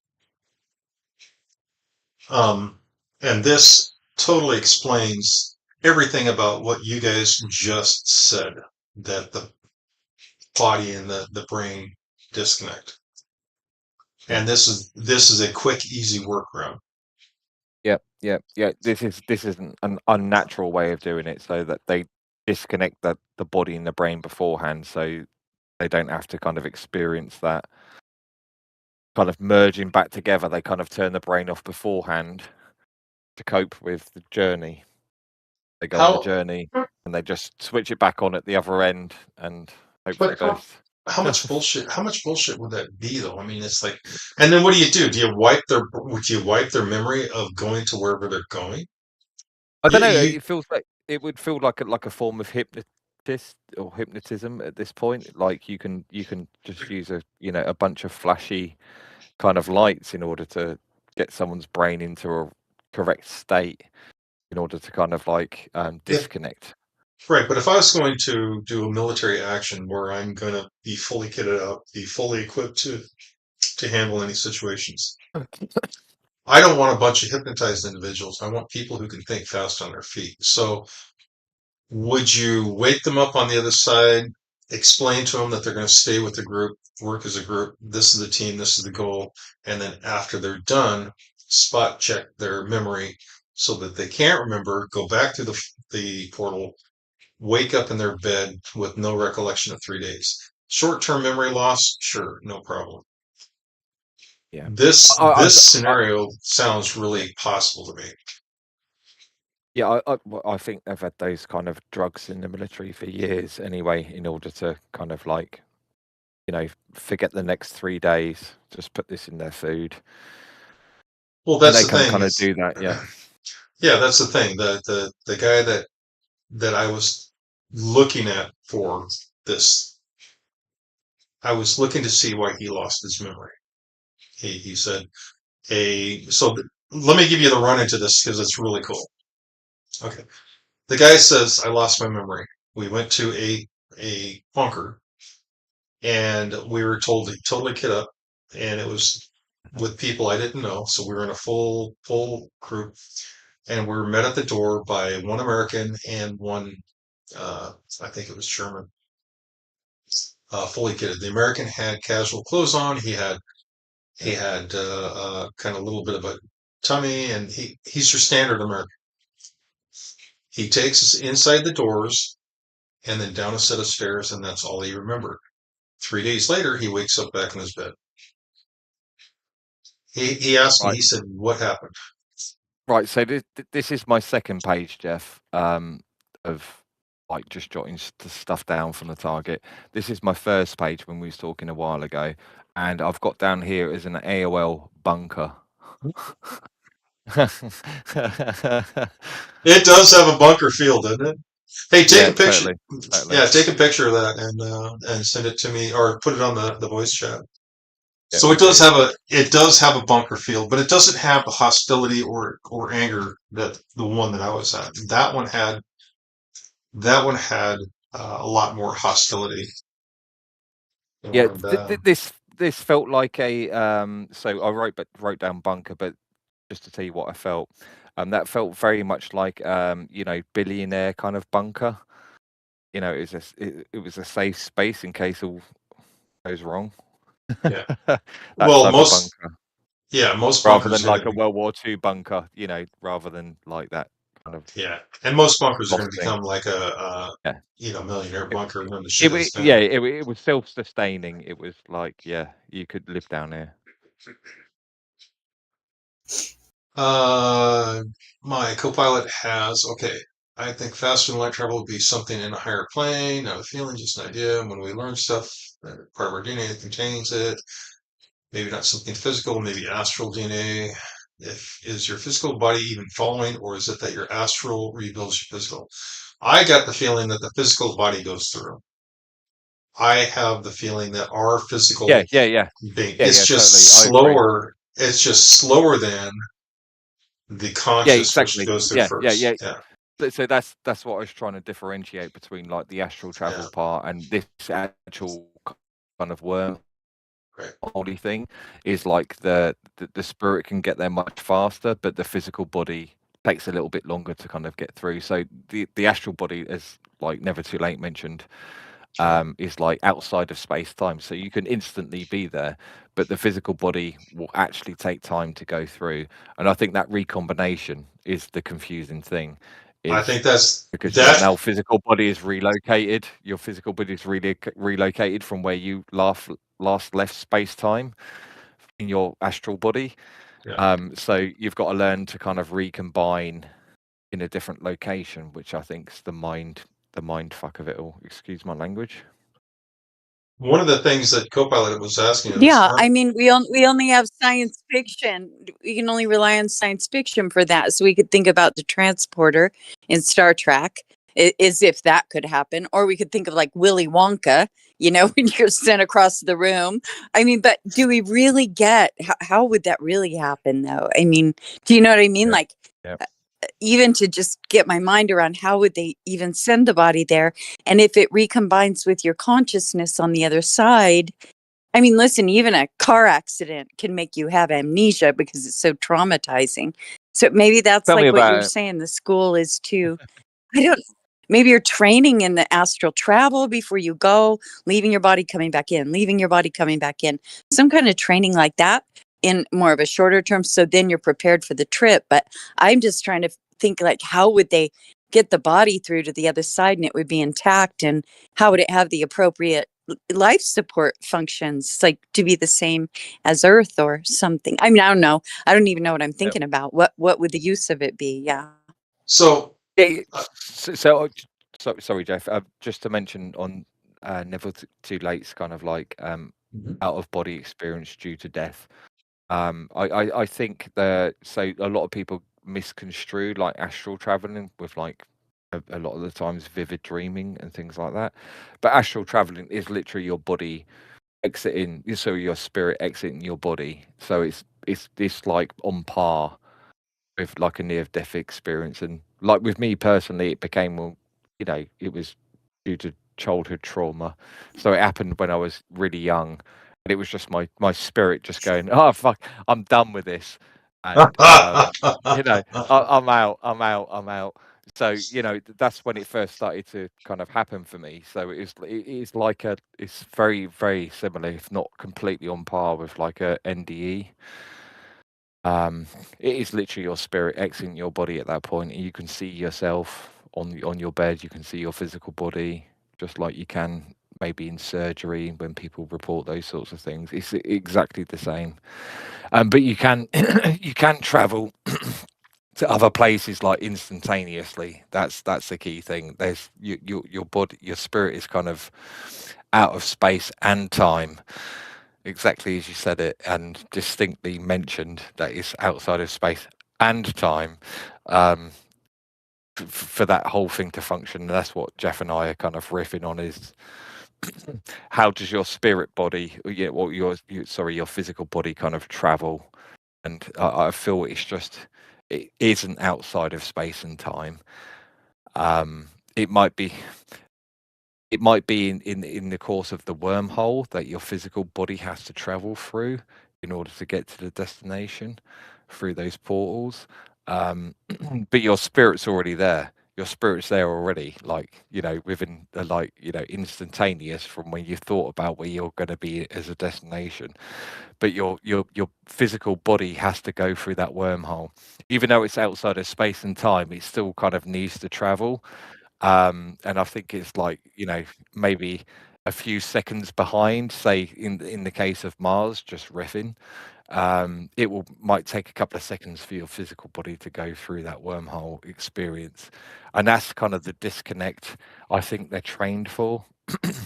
Is to recombine with their body in a different space and time, because you kind of expect your astral body to you are on the operating theatre or in bed, whether you're having an NDE or an astral projection experience, you expect your kind of your origin to be the same place, but your origin is now moved. Your physical origin is moved to Mars. Therefore, you need to reconnect at a different place in space and time. Right. Which I think you're. Yeah, I'm getting it. It's just the practicality of that, Ben. When the only way I can relate to this is a near death. So I'm just saying, the moment you're dead, no one has control over anything. Look, you're completely liberated. Your consciousness is outside of space and time. Yep. You can look down and see your dead body. You can travel across the world, visit the mind of your parents. You can see through time into the future. You can look back into the past. You know all the information. All the information. Yeah. You're saying that just how would in you? it itself is a mind fuck in itself. Yeah. Yeah, I'm saying, how would these sort of soldier people, if you did this to them, why would they even come back and do anything you say? Yeah, I'm just telling exactly you, if that happened to me, this is ridiculous thought, because once you're just pure consciousness, you're completely liberated. You're not going to be taking orders from anybody, right? You're just going to do what you want. Even if you're dead, you'd be like, shall I stay dead or shall I come back? That's exactly why they do it, because they don't want to take the chance of, hey, I like it here. Look at what I got. Look at what I can see. This is much better than the shit that I was in 10 minutes ago. So they basically disconnect them. I mean, the whole deal is, this is a 3D version of a wormhole, right? These 2 points are connected, and this is our reality. Here's Earth, and here's wherever the hell we want to go. And we literally, the shortest distance is basically this loop. We are literally right next to this point here. But once we go into this wormhole, and our consciousness has left, and like you say, why would we want to go back to, really crappy situations? It only makes sense if you have the training to do this. If you are trained to not go beyond. Because otherwise, we're going to put you in this little chair. You're going to look into my eyes. You're going to fall asleep. You're going to go unconscious. Whatever they do to make these guys into zombies, and we are going to disconnect you and shove you through the hole. That is the military way. Yeah. It's the same analogy as shoot and kill. Don't think between. Yeah, don't think. Yeah. This is how we're going to do it. Night. Yeah. Yeah. You just go in and do Yeah, it, it and just, you guys, it's hard for me to explain to you that I'm trying to say the idea of your brain and your mind and your body and this material world, your whole life experience. Once you're dead and your consciousness has gone on, you're completely liberated from all of it. It's not like somebody's going to take power over your consciousness. Like these ideas where people are like, oh, they have a consciousness machine and they're going to suck you into it. Listen, if you've been there, you realize you're just completely, you're out of reach of anything. You're back. You're one with source. Nothing's going to touch you there. You're back. You're home. You're at one with the entire universe. Yet you are still yourself. There's not some military guy who's going to convince you that was back where your body is with your mind and brain. You're not going to obey that. I mean, it's ludicrous to me that people would even think that's how it works. It No. can't possibly work like that. No way. I know exactly what you're saying, and I do agree with you. But like, if you're like, say, brought up in that, you've been handpicked to go to this place. That's why I said at the beginning, these aren't like just normal students. These are the people they've picked out. They've handpicked. There are people who can handle it. Yeah. I'm not so convinced they can handle it. They can handle it. Plus they fall into this other criteria of like being those type of people who wouldn't try and break the mold. Never too late. I know exactly what you're saying about this. Once you've experienced it, why the fuck would you start listening?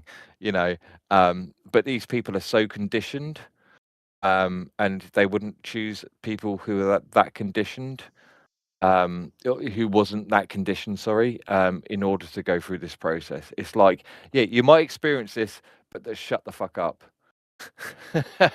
Heads down. That's correct. Heads down, and they'll scan you first and go Yeah. through your systems beforehand. If you're not able to do it, then they'll have to put you elsewhere. Yeah, That's how it is. if it was me and you, never too late, we wouldn't fall into the criteria as acceptable, because we would go off with that galactic flow and go, well, fuck you. I don't care how much brass you're wearing. I've seen the bigger picture. But they're not looking for those people.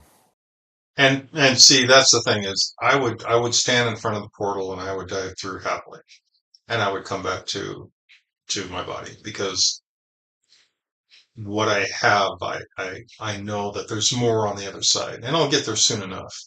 I mean, I'm old, and I will get there soon enough. But for now, I am connected. Yeah. So for me, because I don't have that desire to step beyond, or there's not much that can encourage me to step beyond, I'd actually be a pretty good candidate, because I'm not. I mean, I know what's coming, and like you say, once you step over, there is no limits. And I know. Yeah. Once you've seen it, it's just like your whole worldview breaks, and it's just like it does. And I think that could be what the training is as to how to help you handle this information overload. It would be just a massive control you.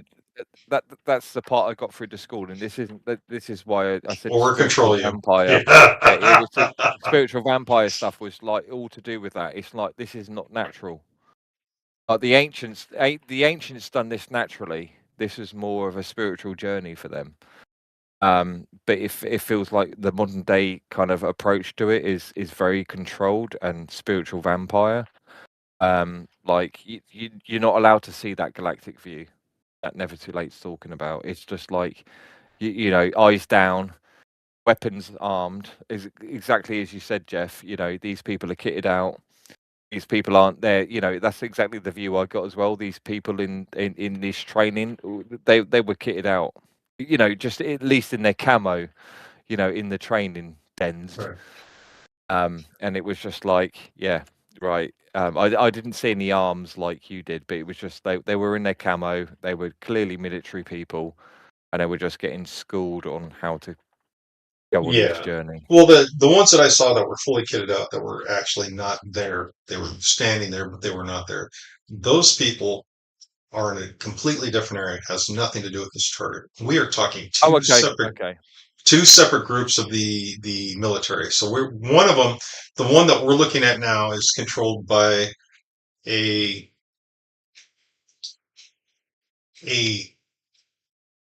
individual who has absolutely a raging ulcer. He drinks too much. He has a raging ulcer, and he is aware of what's going on. He is aware of who's running the show. He's aware of how many people have been affected by this, and he's also aware of what's coming. The group that I saw are controlled by a different part of our government, or work with a different part of our government, not the guy that drinks too much and has this raging ulcer. So this is another section of the government that doesn't talk to each other. You're correct on that, because that's the reason why a few others did what they did way back, because the situation. Right. So you have two different aspects of our military dealing with two different groups that both have this technology, both address it different ways. The way that I saw was a shutdown. That's how you get the cattle through.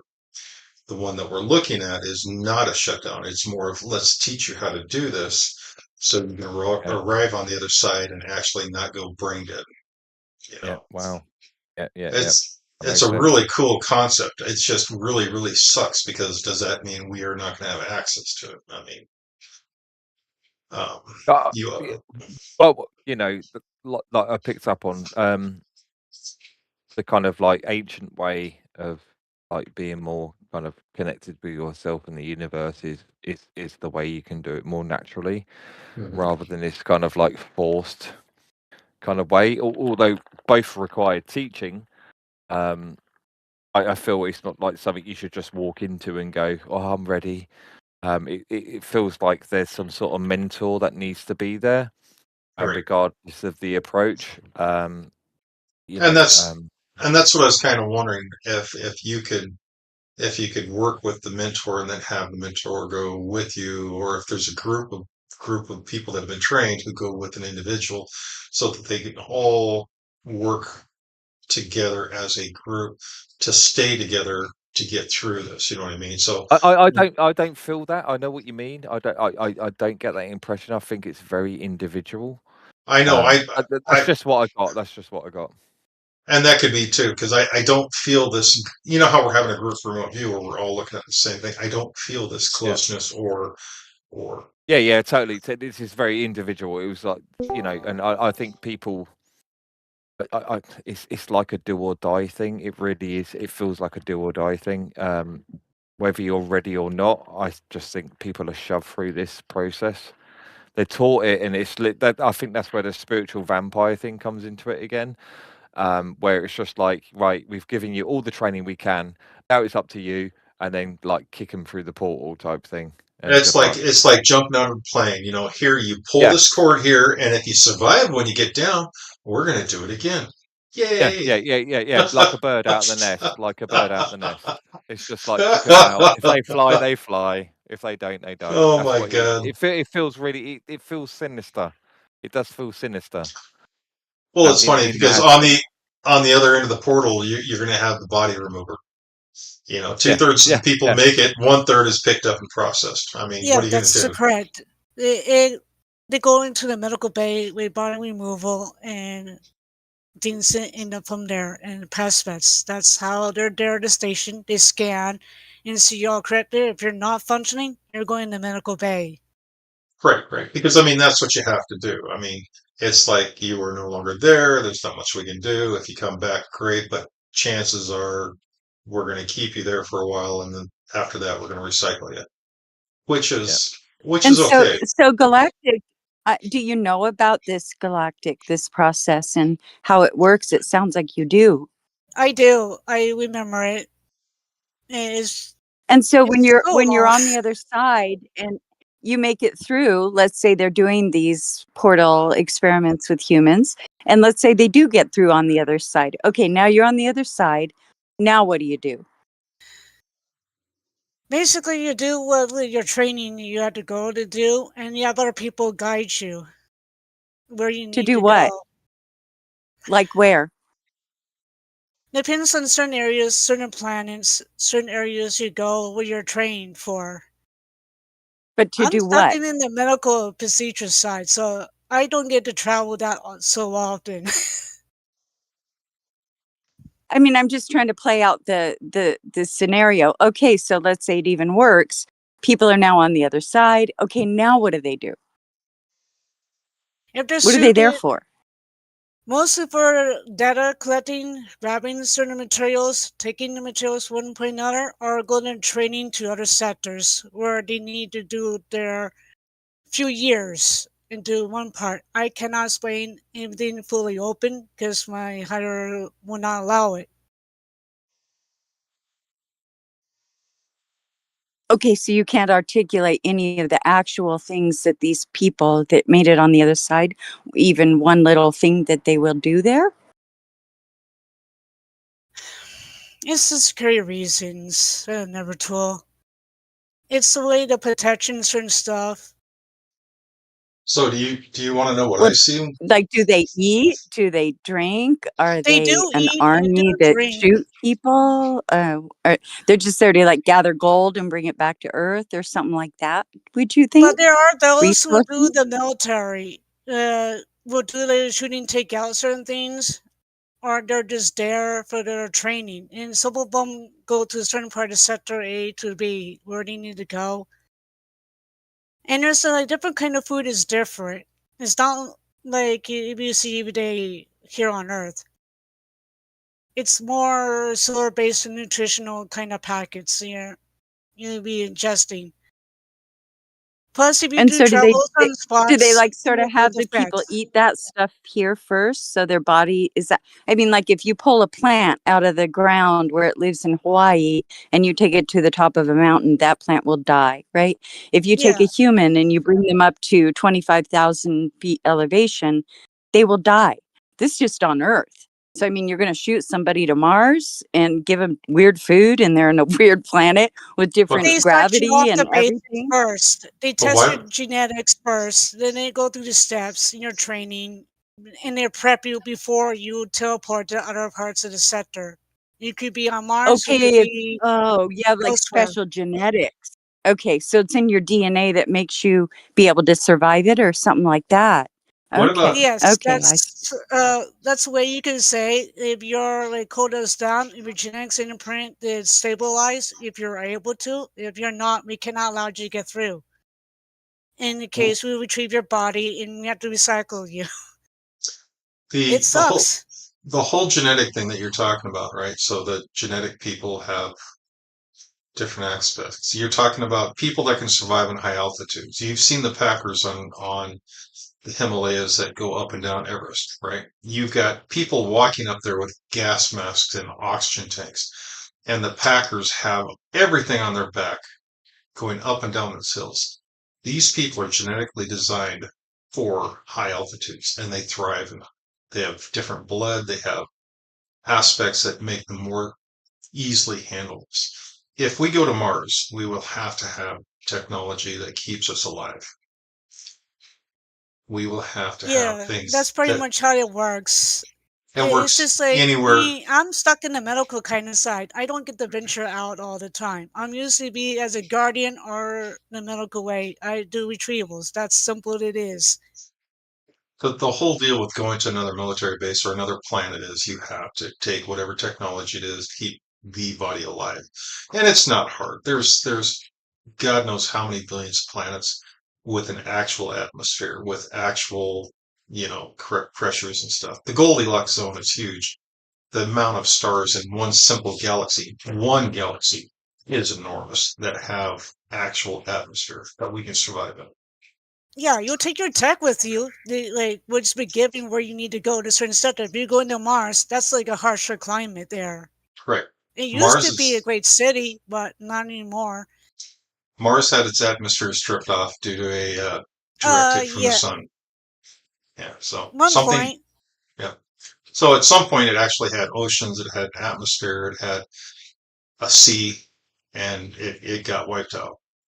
Yeah, well, most of the people are living in underground cities, special caverns. There's a couple of mining crew there, but they don't Well, talk. like how we do. They talk to telepathically. Their tone's a little bit different. They don't have the vocal cords like an average human would. But that's the thing is we can go to Mars and set up a base on Mars just by taking steps. We can go to the You moon. can, but there's a lot of things over there. You gotta realize certain creatures are different, can kill you.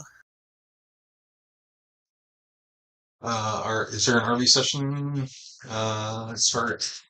Hold on, who is this? This is who just wrote that message? That sketchy. Join us. There we go. So yeah, So I you mean, join to look at our basically lunar transporters, ground station. That's one of them. if this is real, what we're looking at, to where we're looking at a portal going It somewhere. is, Will. My deal is when I follow out the different paths, one of them goes to an orbiting ship, one of them goes to Mars, one of them goes to one of the moons of Jupiter.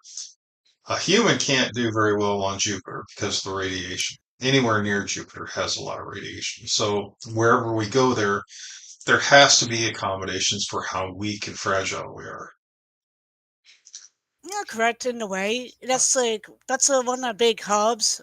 Unfortunately, there's It others is. that are used for other places, but it's interlinking in certain like key code, certain signals of vibrations within the planets. Your Right, vibration exactly. has to match like that. If it doesn't, you're not going to be able to get through. Period. My whole question on this thing is, okay, so we have a portal. We have a really cool thing to look at. This portal and this cool thing to look at, it's set up and we are going through it actively. We have what feels like maybe possibly the military aspect of this, which is great. My whole deal with this is, um, if we have this in our military, why can't they release it to the public? Is this so damning or this so incredibly out there that the public can't handle the fact that we can They can't. transfer from They point A to can't point B? handle the fact. That's one part of it. Other part is the technology base. A lot of people are not ready and mindset to able to be exposed to this. This has been very ancient, long time. It's been around. Right, right. Well, inquiring minds want to know. I mean, like I would actually, if I knew a location where I could go find this cave and I can go find this place, I would be there tomorrow. Yeah. So I just taking into well, account like what actually, Neverthelate and Galactic have been talking about, like from a perspective of like just trying to stick on like what I try to remote view around like our limitations of where we can go. I think Yes. Mars is our kind of like kindergarten, and that's where we're kind of learning. And like I can't say that this is real or not. Never too late. It's just kind of like remote viewing and spitballing. It feels very much like Cold War mentality when it comes to this. They have to be It's that way. They have to. but it's not as open as like maybe the ancients looked at this stuff. Maybe they could go further. I'm not sure at this point. It doesn't feel like it, but I think they had early access to Mars. But feeling about it, it's just like I think we're at the same stepping stone. And we can kind of maybe go further if we get out this kind of Cold War mentality. So never too late to try my best to answer your question with Galactic around, you know, what's the means to the ends. It's around that Cold War mentality. It's getting the upper Yeah, hand that's on our correct. enemy. That is It's correct, basically. You got that. That's how it is. It's like that to other systems throughout. It's not like kind of money can you transfer. Materials, like gold, silver, or certainly kind of credit wise is one thing than another. It's a whole yeah, different atmosphere. it's funny yeah. because gold is actually pretty worthless. I mean, I don't know if you guys realize this, but gold has very little. It has material functions such as semiconductors and technology. But other than that, if you go out in the universe, if I had the ability to pilot a spacecraft out into the local area between Mars, Jupiter, and Earth, I could find millions of pounds of gold. Oh, you So- can Yeah, find yeah. a whole lot, but the thing is, the craft has to be connected with you. You intertwine with the craft. You can control it. But what I'm It's- saying craft is the material out living there has no organism. meaning. Well, what we Yeah, need as yeah. people is we need to have the technology, we need to have sustainment, and we need to have the basics at our disposal as we go out to these different places. So we actually have to set up bases to do this, and the bases allow us to do training. And Well, there's a lot of bases to needs. a lot of systems. Right. There's a lot. There's Well- certain ones that are like working with good for humanity. There are those who are kind of negative and want to right, and And- that's what I found too, is the fact that there's a lot of different kinds of bases with a lot of different types of beings that all have the same thing. They have to have the basics in order to go from base to base. Now, they all don't have this technology. So I think not some all of them, right, I think some of them do the old school passing through, dropping off people on the way to colonize different planets. So I'm not quite Yeah, sure. Mars is kind of the kindergarten, but it's not a whole lot to do there. If you go into the main sector, you got to deal with in the crown incumbents, basically, and you have a big cafeteria. The funny Yeah, thing about I feel like it's like that is a kindergarten for a purpose. I can't see us Yeah, modern basics times trainees that go there first, basically. Can you It's a way imagine- to toughen them up a little bit. Yeah, but yeah, can- it's more like to kind of vet them for like how like Cold War mentality you still are, because I don't think we're allowed out of that playing pen until like we've got over that kind of like, well, I'm here to fuck over the Russians and the Russians are over here to fuck us over. It's just like put us in a playground together, see how we get on, and then maybe we can go to the next stepping stone. And that could be it, is we're being restrained to a very small locality because you really don't want the infection to spread. Yeah. We are a very violent completely. race. That's what I feel. That's what I feel. From Yeah, what, we have like special things, certain areas, certain sectors, kind of cleans you beforehand. Before you enter the one spot, it cleans your system, so you won't spread to other things. That's the like GB port system, and even kind of hub. Anywhere you transfer, it's always there. The technology, you could feel it like that. It's like a word of cleaning. It's like sanitation on a metaphor.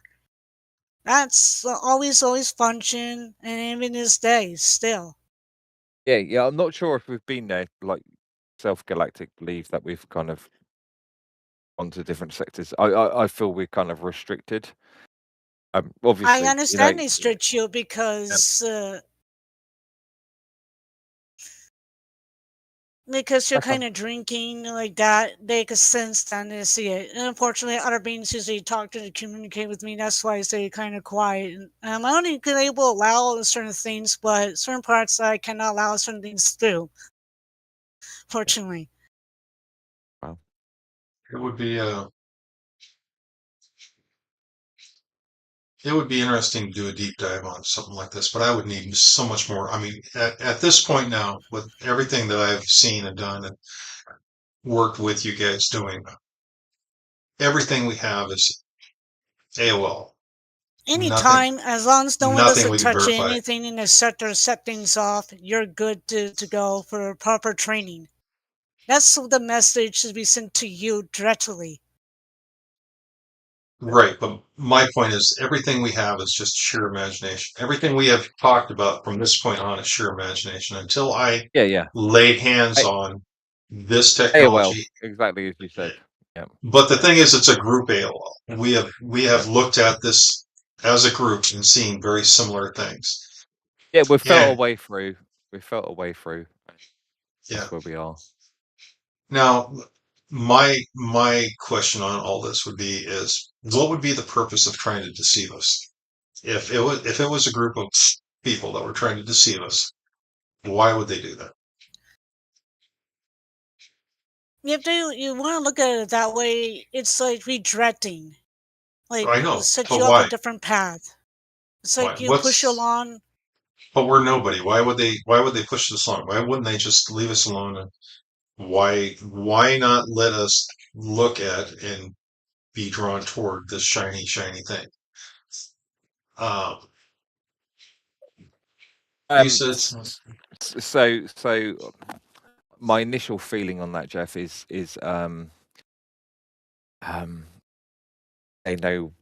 they know what this technology is, as in what we're kind of doing as part of remote viewing.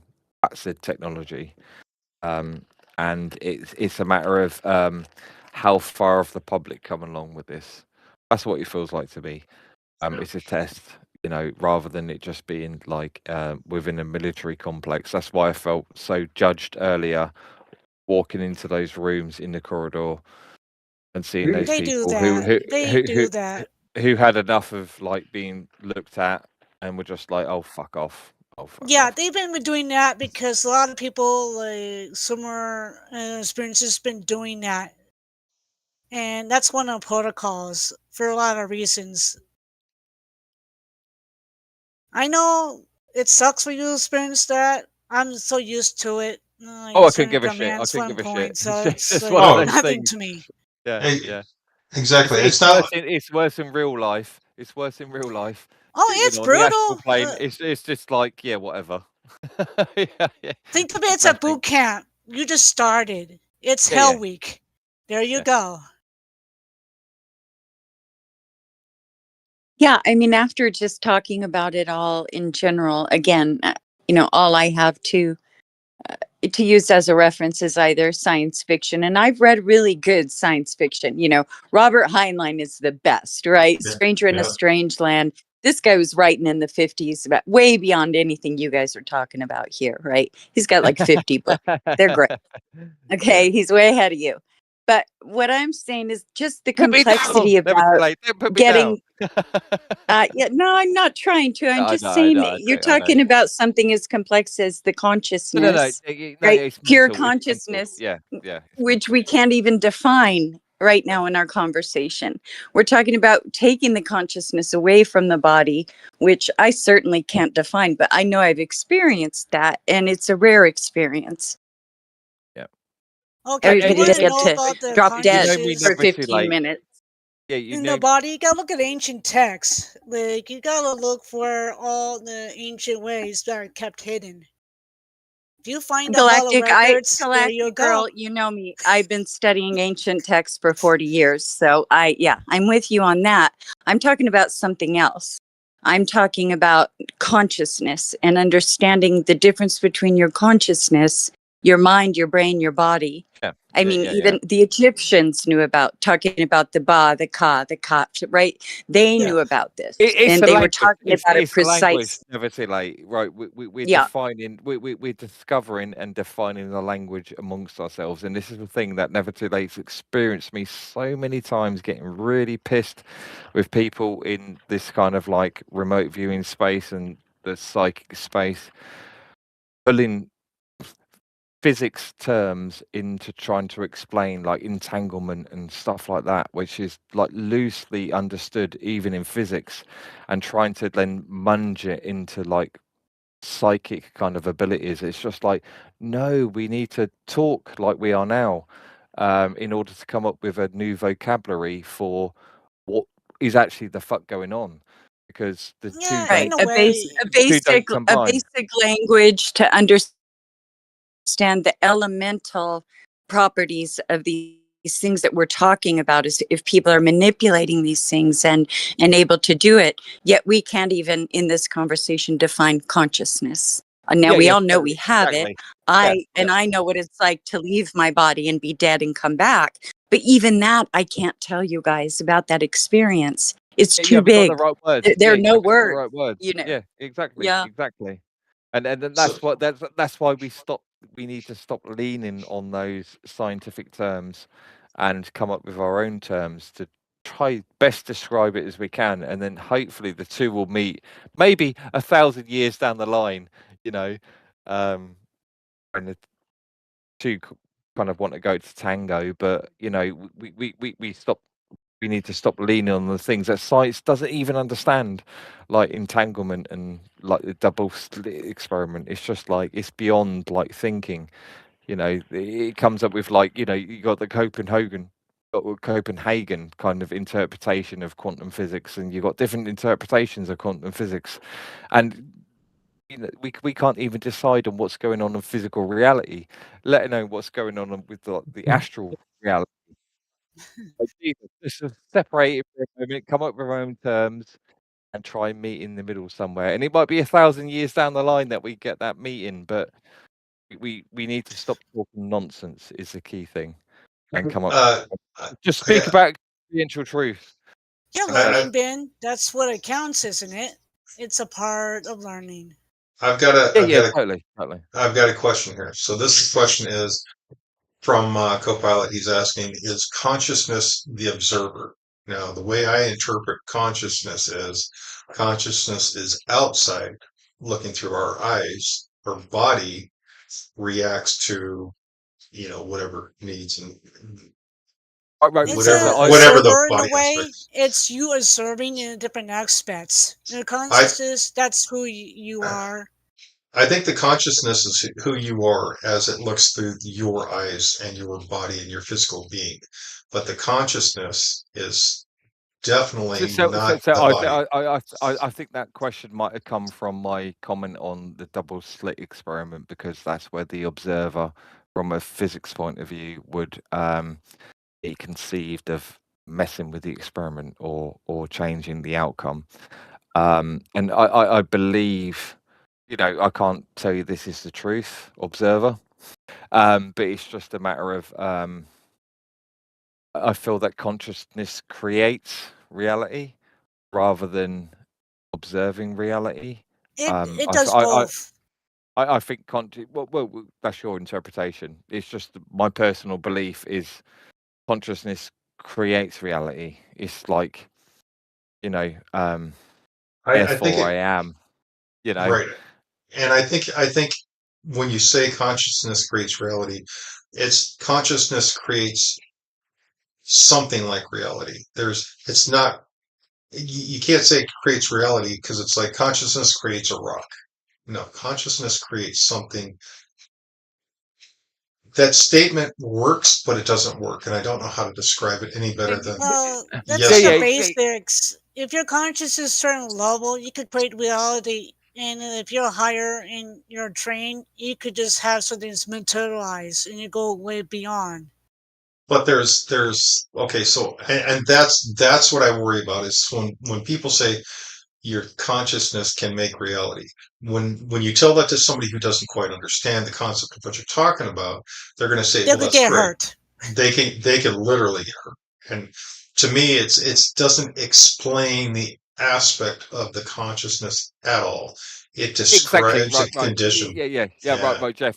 It's a form of an energy That's imprint, a thought the form. best we can come up with now, right? I And know. that's why I was saying it. That's why I was saying that in 1,000 years' time, we might be able to, like. So that's my personal munge of like understanding like that universal thing. So right, empty space is not empty space, right? It's like a hodgepodge of like it's a smorgasbord of like particles and virtual particles interacting with each other, and you've got this like eternal energy. Like, so if I'm making a blanket statement, like, you know, consciousness creates reality, it's that same thing as what quantum mechanics is explaining about, you know, empty space is not empty space, it's full of energy. But then I'm doing the thing that I said 10 minutes ago that we shouldn't do, and that's like, you know, merge quantum terms with trying to explain consciousness. Exactly. It's too early. It's too early. It's too early. Well, and there's I fall victim to it myself, but it's just that thing of like, we need to discuss and go into depth with this stuff, to understand, is there a difference between the observer and the creator, and what is quantum mechanics and what's in the void and all those sorts of things. And I just think we're too juvenile at this point to have that discussion. It's fun to have that discussion. I love to have. I will always have that discussion with you guys. But on a humanistic kind of global level, the 7 billion people on the planet, it's like we're too young. We're too young to have that discussion. As No, an adult. a lot of beings think of that way. I do that to other people for 43 damn years. I'm just a old soul. But It is an interesting concept. It is a fascinating concept. it Hey, is. It's like how your thought is, what you think, how you work with the energy transcend. And no one doesn't understand it. They could get hurt and other things would cause disasters. But there are certain those trying to manipulate it to push what they want. Hey, Sketchy, did you want to add anything here? Did you want to jump in? I'm way behind on whatever the target is. Well, do you want did you want to add anything to the target that we haven't been talking about and espousing on?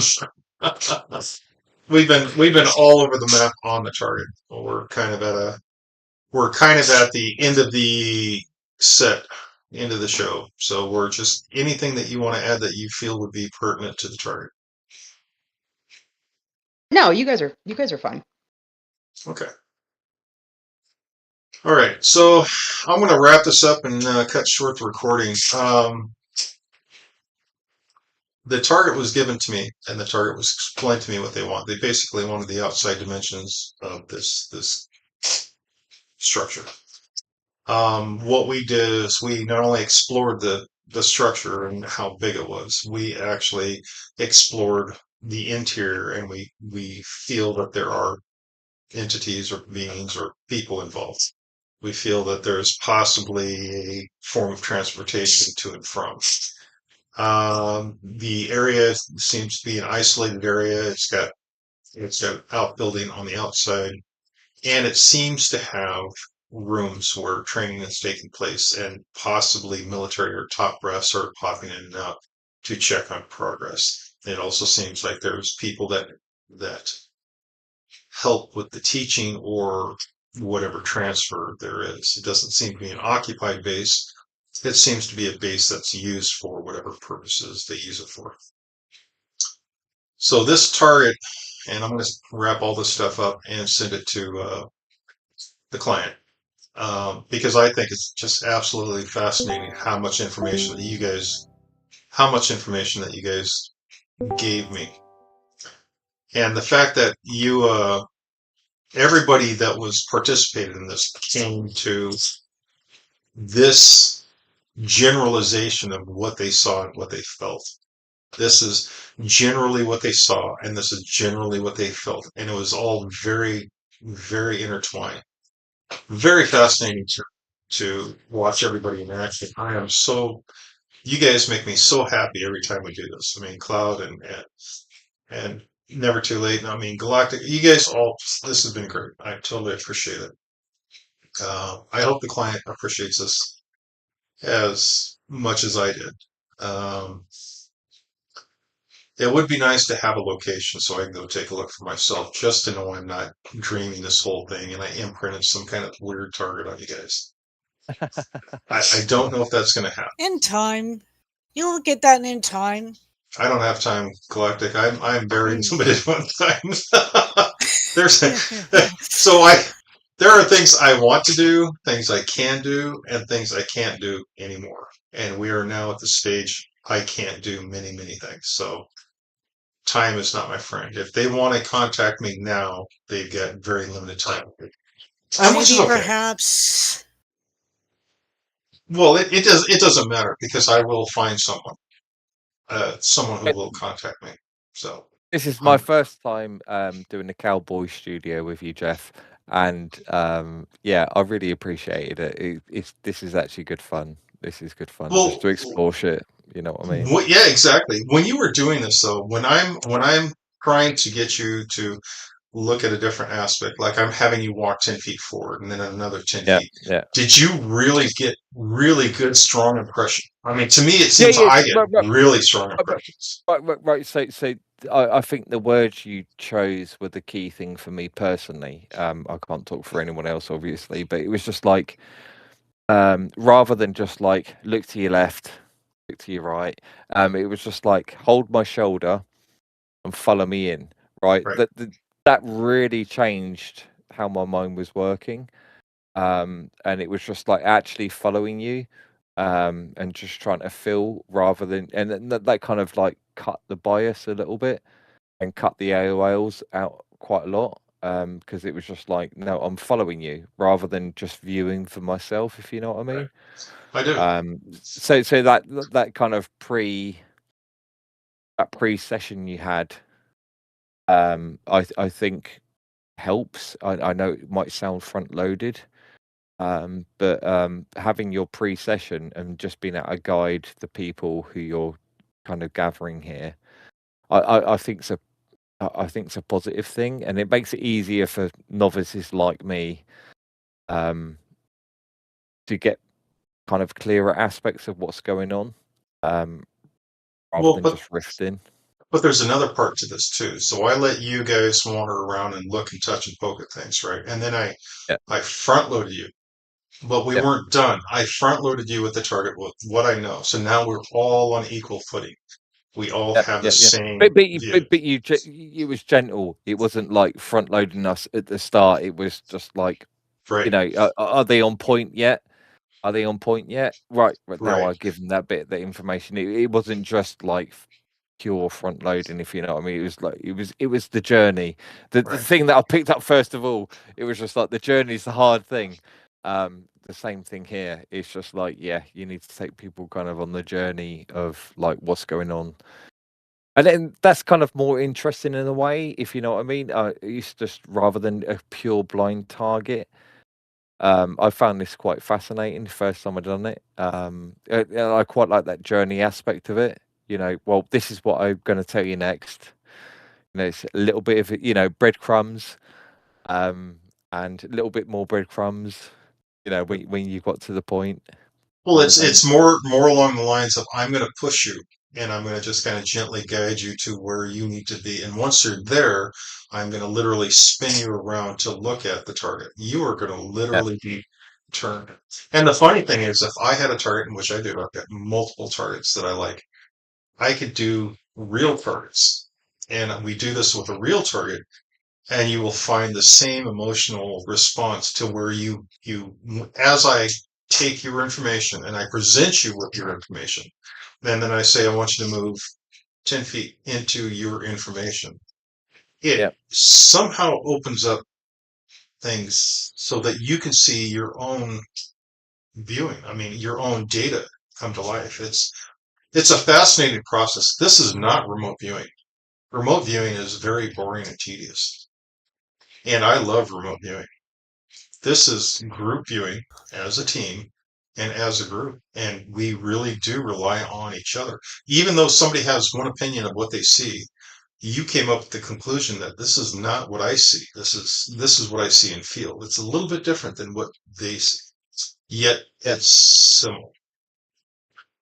And Yeah, as long that's where the personalities come in, because it is like, how you interpret that information is right, where the gold is, pulling that all together and seeing where the gold is in between, what Galactic and Nevertilate and Cloud were saying. It's just like, where are the correlations?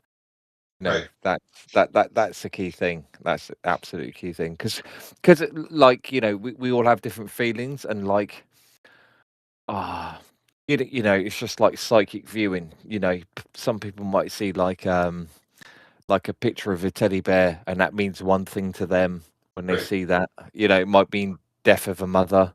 And some people see it as like a death of a daughter or a son. It's just that interpretation thing. It's just like we all have different images, and we interpret it how best we can. And that's why we need to talk about this stuff, like I was going on about earlier with a whole psychic phenomenon and kind of like scientific phenomenon. Those words should never interact at this point in our kind of like evolutionary life cycle.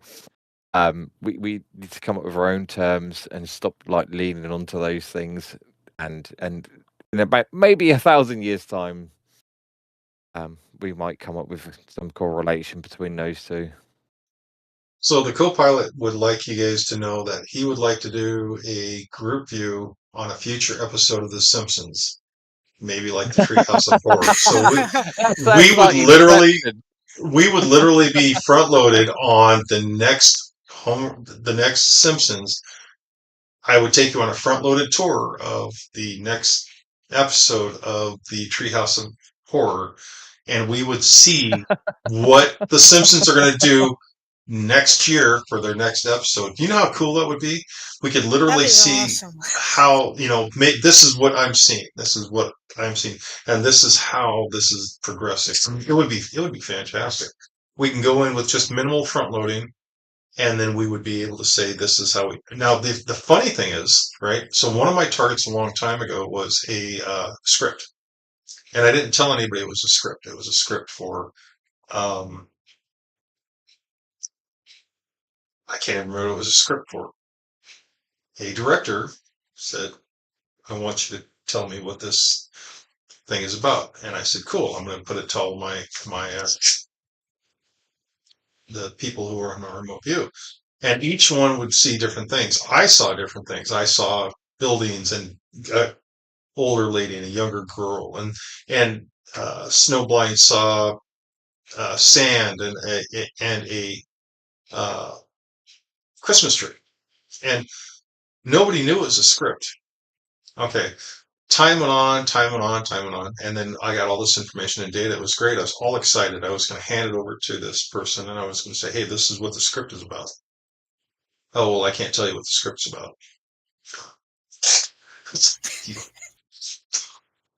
So all that work Yeah. everybody did, I was like, "No, I'm sorry, I can't tell you what it's about until it comes out on TV." Of course, that was like 2 or 3 months. I was just so disappointed. But it was fantastic to go back and look at all their data when the damn show came out. And it was stupid of me to assume that once I handed the data, I'd know what's going on. Because, that's not how Hollywood works. It's got to keep the shit hidden until it comes out. So having a front-loaded target where everybody knows what it is, we're all front-loaded on it, having a future episode, nobody's going to know what it is until it does come out. And I don't even know when that comes out. Oh, that would be October. So that gives us a year. So sometime during the year, we do it. I think it would be fantastic. We basically will break it down into segments. Oh, Mona 2. No, it wasn't Mona 2. So the co-pilot's asking if it was Mona 2. I did Mona 2 as well with Dave, so that was a lot of fun. Or Dave too. But this was this is I think it was NCIS or something like that. It doesn't matter. Right? It will be fun, Jeff. But like I'm going to take you guys with me. yeah, like tonight's session is like it's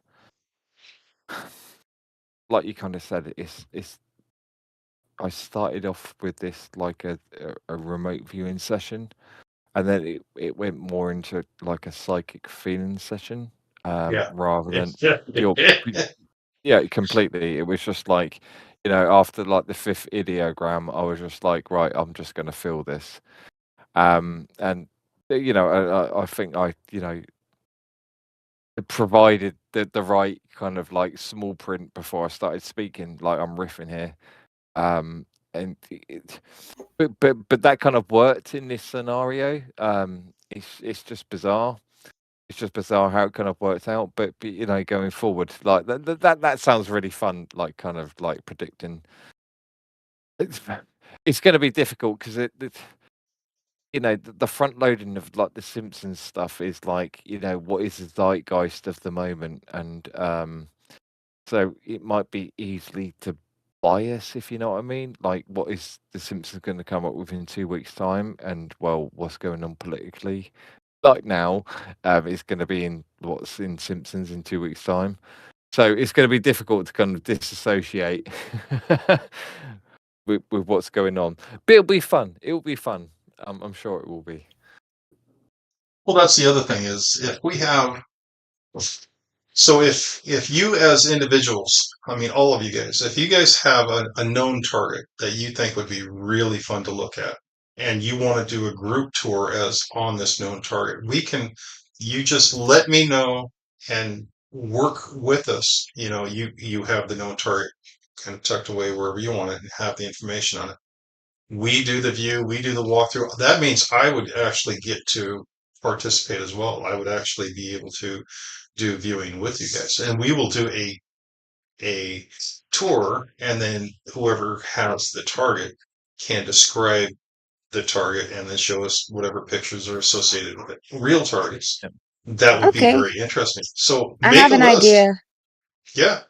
Make a list. And now there's caveats. We got to keep these targets semi-family friendly. So I don't want to be seeing, dead people floating in the water as the ship is sinking. I don't want to see the iceberg as the Titanic hits and the people that went down with it. Let's keep it so that we don't have trauma. Now, for me, I could care less. But for the average remote viewer, they would have a hard time with it. Keeping that in mind, I don't care what the target is. Just I'm why glad I gave I'm glad you you're certain picking up on parts. your audience. For you. I don't think you guys could show me a target that I would not look at. I don't think there's anything out there. So again, for the YouTube viewers who are still watching or haven't clicked off, Yeah. I- So Jeff, just for the YouTube audience, right? Jeff is up for anything. I and am he's up for anything. crazy, and it's mental. But the rest of us, and I'm glad he's picked up on this, is like some of us really don't want to view the Ed Gein stuff. Like Jeff will go there. Jeff is like immune to like trauma. It No, seems. well, not immune. I'm just Yeah. Hardened to trauma. hardened trauma. Yeah. Yeah. A lot of us are like, it's scared of it. So Well, right. it's really good to hear. Right. You guys do not want to bring home space aids. You do not want to bring home space aids. You don't. So It's a bitch to remove. right. So the concept of it is really, we keep it safe, we keep it sane, we all have fun, and nobody goes home with creepy crawlies. Because everybody hates picking those out of your hair, and it's like, oh, there's So one, what would be there's one. doubly great? What would be doubly great if someone from the YouTube channel who's watching comment and maybe subscribe and like, and literally put down there what you want us to do next. I would like to have, yeah. That would be really great. That would be really great because that's like double blind at that point. We just go on that journey together. That would be great. Exactly. So the self moderation, if we were going to do that, the self moderation would be the case. So Yeah. What was Savant's idea? What was your idea, Savant?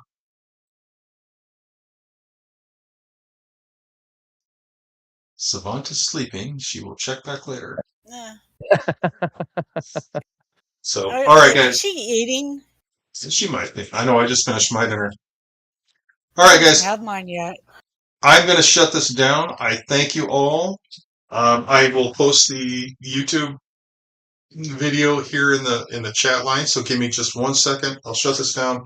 Post the YouTube video. You guys will have it. You can download it, whatever.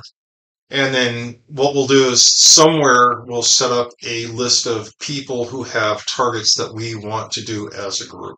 And then we will do the recorded version, and then we'll record it live. We'll have people comment on YouTube. We'll do our review. We'll have Perfect. a person come on and tell us where the target is and why is this special. I think it would be fantastic. And as far as training goes, this is the ultimate in training for RV because it is not boring. So, folks out there in YouTube land, thank you very much. Thank you for hanging with me, and I will catch you next time. Bye.